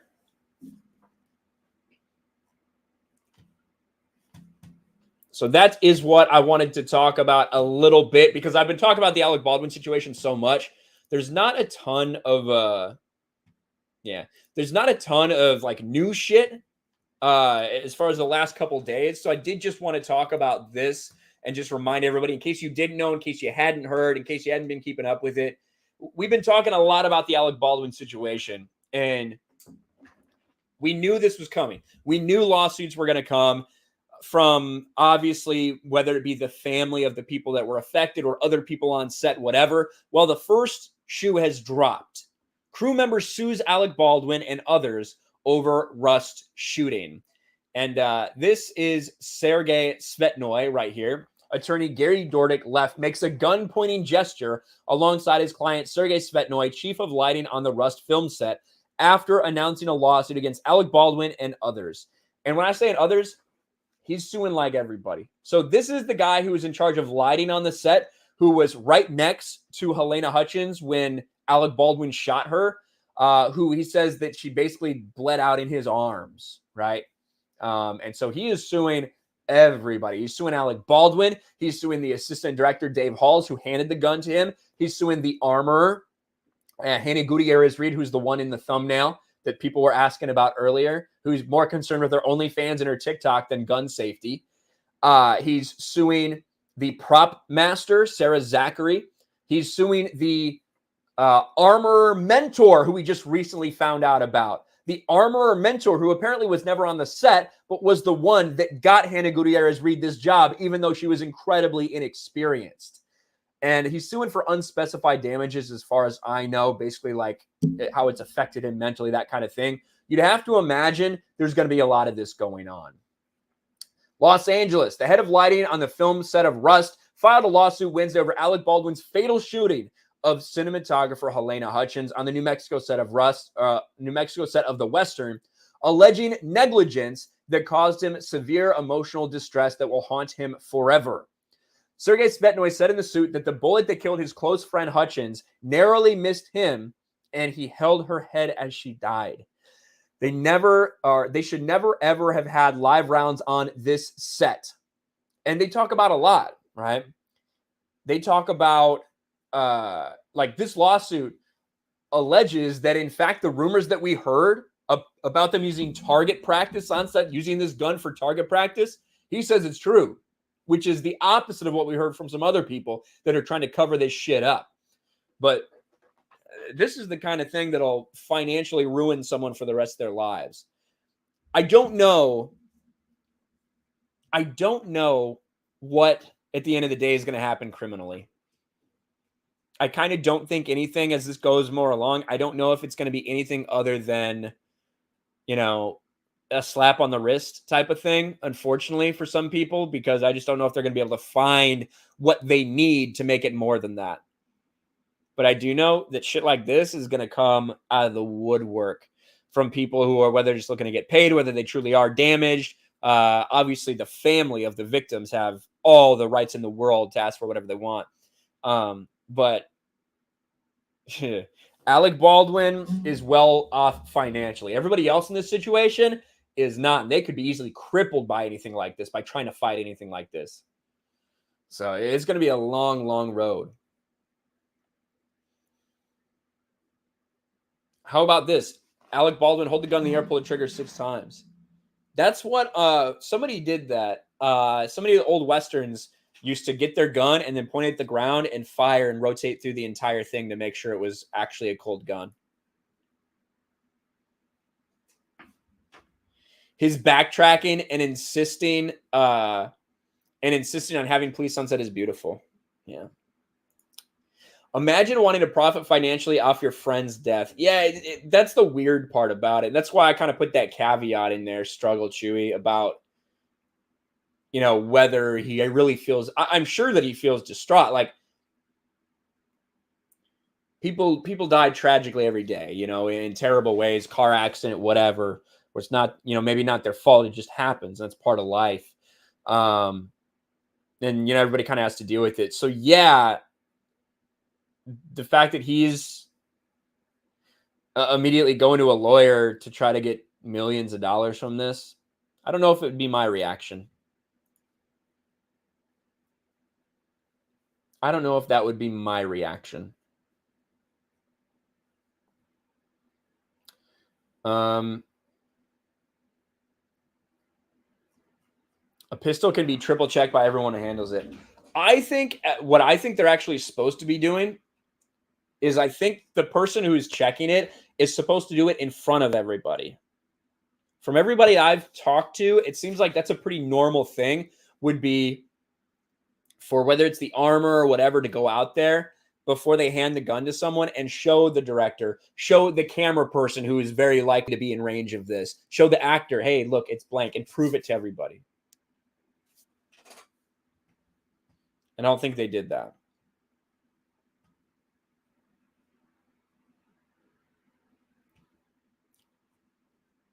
I would sue, but I would at least wait and grieve first. Yeah, I guarantee that lawyers are just calling up everybody associated with that film, like, immediately, and be, hey, do you want to sue? Hey, do you want to sue? I'd love to be your representative. I'm sure you're feeling a lot of distress. Would you like to sue?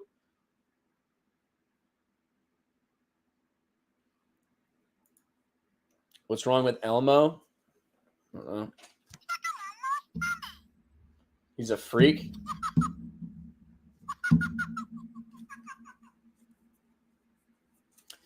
Iran Fever, the only reason why Hannah was there is because the original armor recruit, camera crew, and electronics walked, not because of safety issues, but because production was behind paying anyone for 3 weeks. I have a cousin who has a lot of these crew members because he's a camera operator. Well, this is what I'll say, Iran Fever. That's not why Hannah was there.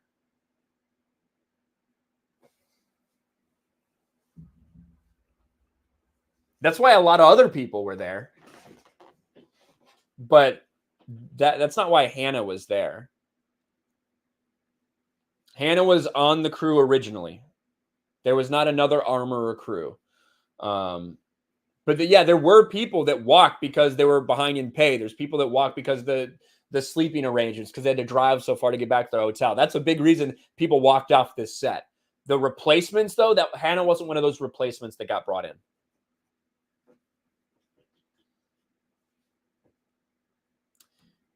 Yeah, and the way they had everything set up, so the reason that the weapons were on a cart were something to do with COVID.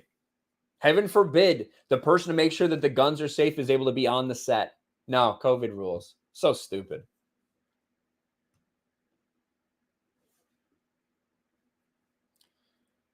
Why can't they use a green plastic gun and CGI it?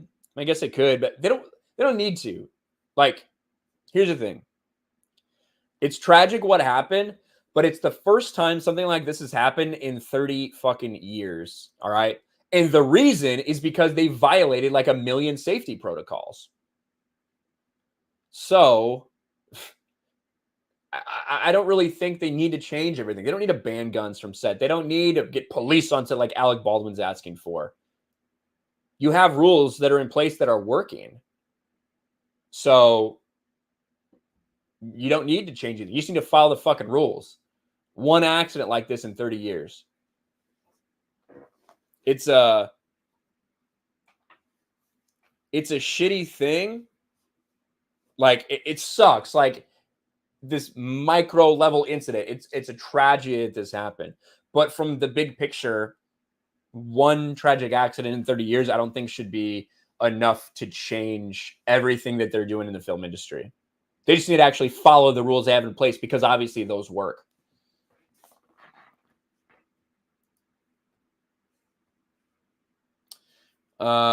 Sonora Baptiste. Love your stuff, Ryan. Happy birthday and hail the fellowship. Hail the fellowship indeed, Sonora Baptiste. Thank you. Thank you. Thank you very much. All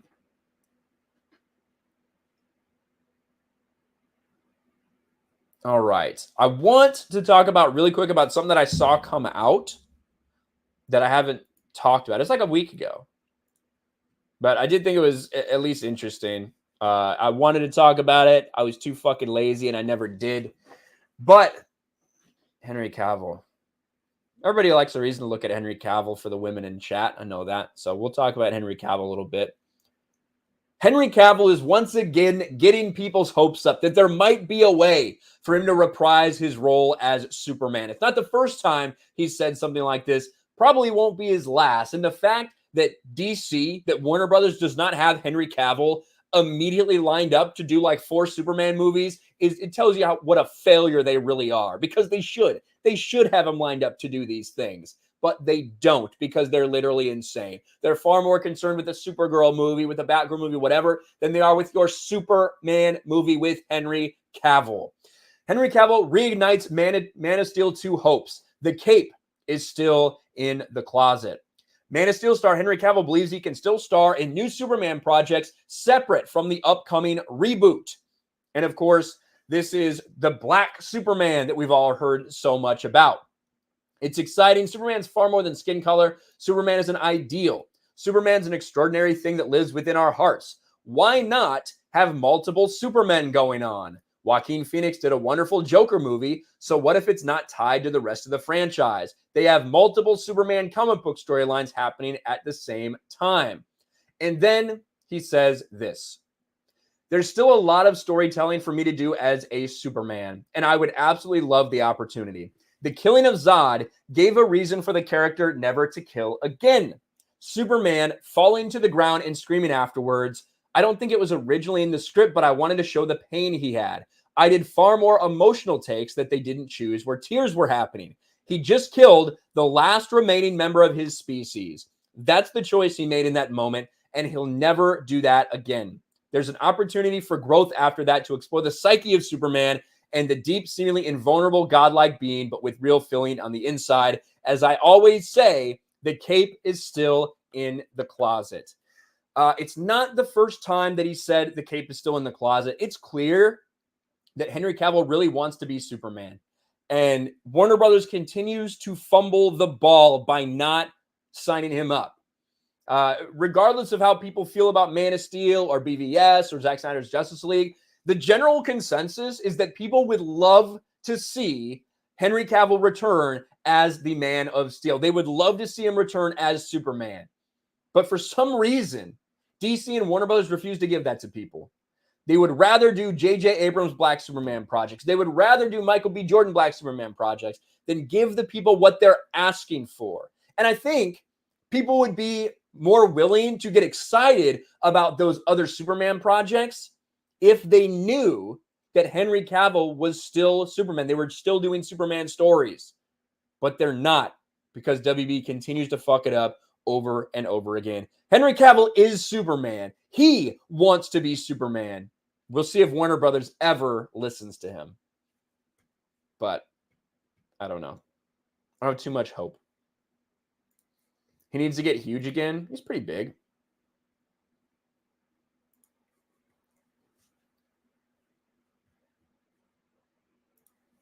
He's pretty big.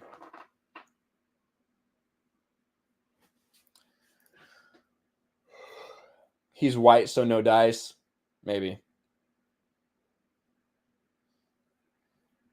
And Henry Cavill's Superman is the last one on screen that we may ever hear like talk about being American and how important that is. You know? They leaned into that shit. They leaned into that shit in Man of Steel and BVS.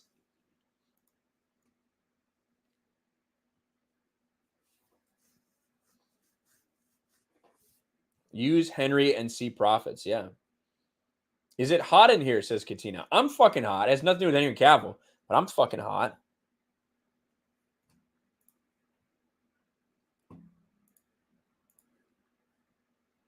All right. What do we got going on here?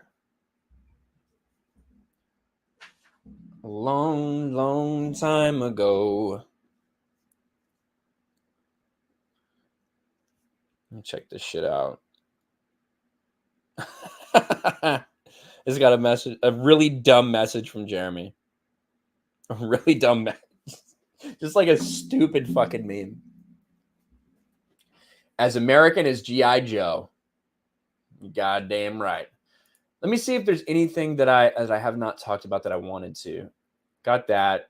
Got the porn shit. Ooh. We can talk about that. Obi-Wan.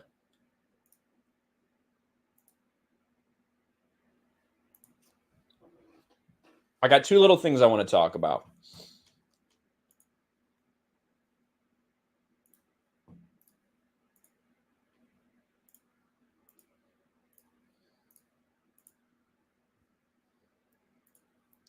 Two little things I want to talk about, including more Disney non-creativity. We've talked a lot about Disney and how they have nothing else to do but just remake their own IPs over and over and over again and continuously steal ideas like we just talked about with Ironheart. Well, it didn't take people long, especially someone like Data Racer, to find out that Disney's new female Predator movie is a blatant copy of a 2019 fan film called Warrior Predator. Both are about, quote, an indigenous female warrior who fought the Predator 300 years ago. Disney is so lazy, they're literally stealing SJW fan fiction. And look at this from Variety. Prey, a new film in the Predator universe, is set 300 years in the past in the world of the Comanche Nation and follows an indigenous woman who is a skilled warrior who fiercely protects her tribe against a highly evolved alien predator. You can even see she has the marks across her face right there. Look at this. You can't make this up. From December 23rd, 2019, Warrior Predator. A 16th century Native American female warrior is forced to fight for her life against sister predators. Will this fierce warrior survive, or will she become another trophy for the deadly hunters? You cannot make this up, dude. Like, this is, I don't know what those goggles are, how she got those goggles, but there's something like across her face right there. And she's holding a spear, a Native American warrior facing off against the predator. This is what the other one looks like. There's the bra everybody was looking for. Look at this. Like, they're blatantly stealing this. Like, oh my God, dude. Indigenous female warrior who fought the Predator 300 years ago. Disney has no shame. They continue to do this kind of stuff over and over again. It is so sad and so pathetic. But, hey, it's Disney. CJ for $5. I'm done with Snyder after he called Geeks and Gamers a hate group, but I support Henry Cavill's Superman. Well, I appreciate the super chat. I would recommend watching Jeremy's video on Geeks and Gamers channel about how that all went down. But thank you.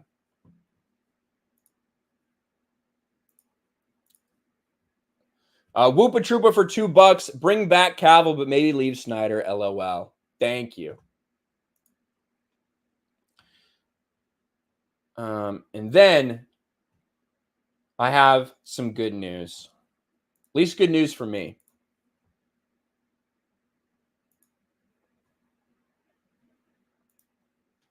God dang it. Now, I guess I do talk a lot about people reusing IPs. This is one that I think needs to happen. Not because it needs to, but because I want it to.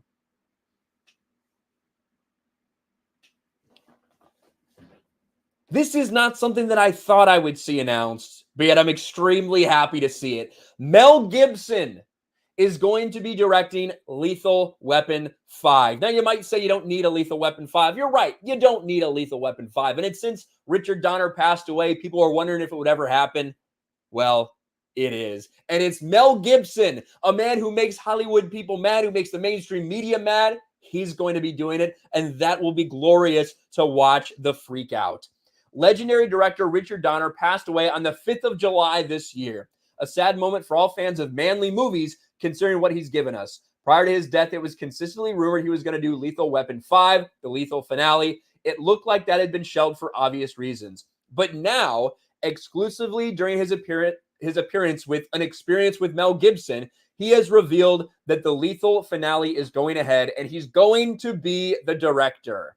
Right here. What a night.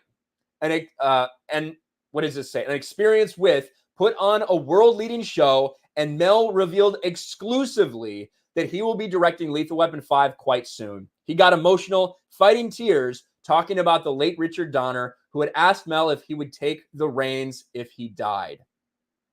Dang. Now, I don't know what it's going to be about. I don't know anything about that. I know that I love the Lethal Weapon franchise, and I know that I love Mel Gibson. And the fact that he's going to be directing is going to make so many people mad, and it's going to make me really happy. So that's just a double whammy right there. Great news for Mel Gibson. I don't know if it's going to be any good. They are getting up there, all the people that could be involved in this. But I think you know that Mel Gibson's going to do his best to do it the right way. And I cannot wait for Lethal Weapon 5 with Mel Gibson. He should cameo, someone said. Who should cameo?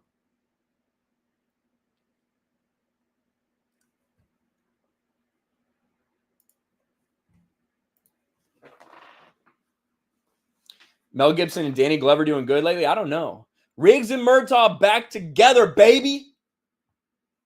I actually really liked Lethal Weapon 4. To be fair, that was like 15 years ago. When did Lethal Weapon 4 come out? That was with Chris Rock.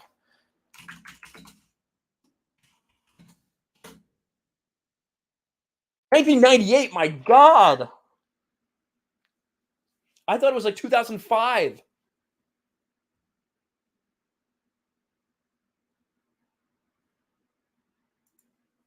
Holy shit.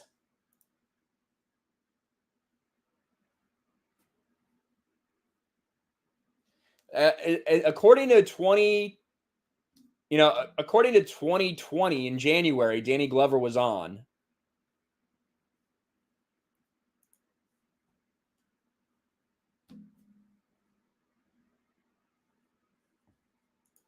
You keep getting timed out, says Snyder Steppenwolf. I don't even see anything in the chat about that.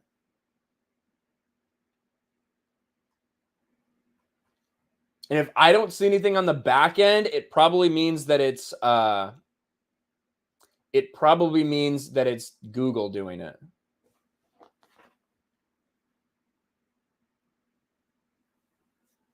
Chris Wood says, can you please help Chrissy Mayer with her new microphone? Yeah, sure. I don't know if I can help her, but I'll try.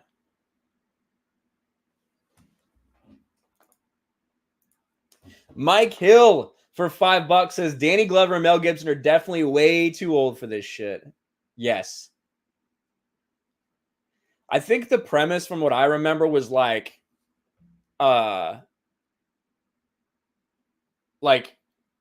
they go, like they're on like their vacation or something, like an RV trip or something like that. And they end up in trouble in some town. That would be the only way to do it. That would be the only way to do it. What are you talking about, Putin's cat?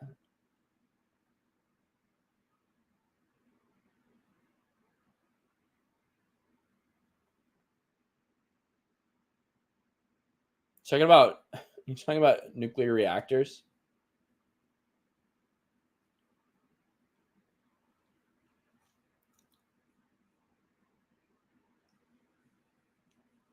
Oh, yeah. I see what you're saying now.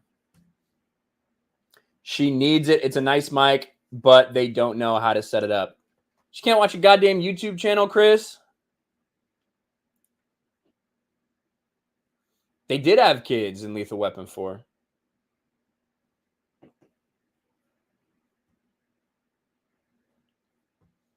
Yes, Chrissy is now a regular on Friday Night Tights, if anybody missed that announcement. That's true.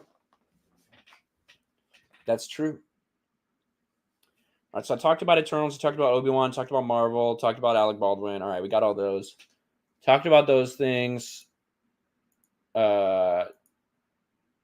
Talked about that. All right, I think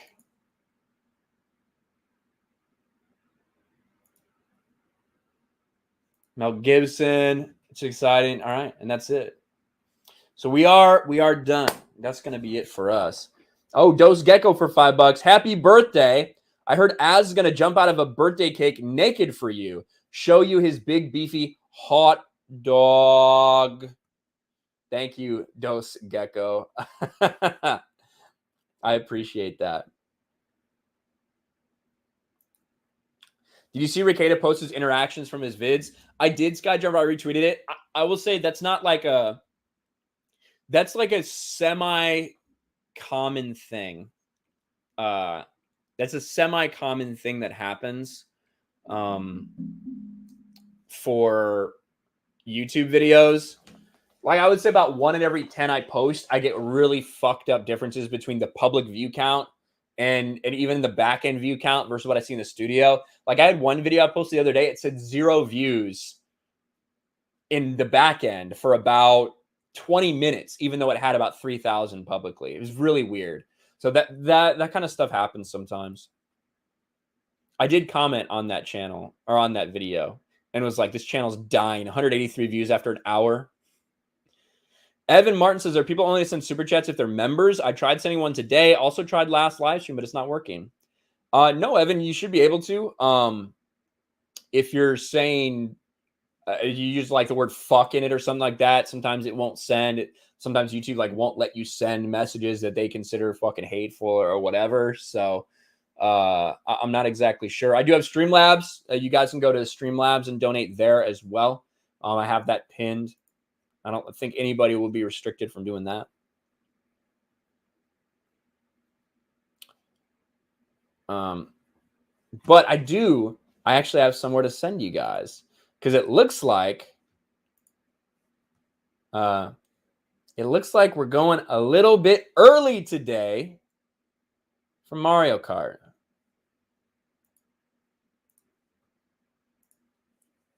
Looks like we're going a little bit early today. Thank you, Snyder Steppenwolf. I appreciate that.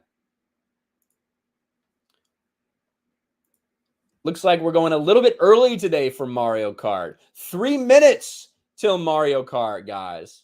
Look at that shit. I'll tell this story real quick. How did Jeremy convince you to work with G&G? Did you watch his content? Did he reach out to you? I watched Jeremy. I watched Jeremy for a while, and then I went to a meetup when he was in San Diego. I had no plans of being a YouTuber, nothing like that. And then we talked for the 2 days that he was there. And at the end of it, Gary from Nerdrotic came up and said, "Hey, you should make a YouTube channel." And then Jeremy did the same thing about 15 minutes later. And that was it.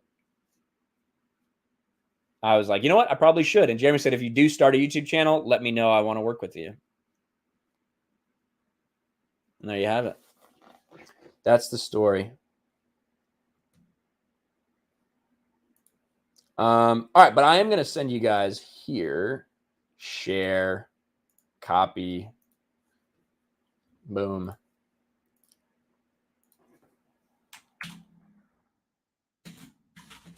Go to watch Mario Kart. Yeah, 17K more to 100. That's pretty crazy, isn't it? That's pretty crazy. I guess we'll find out. All right, guys. Thanks for hanging out. I will talk to all of you later. And we'll end with this.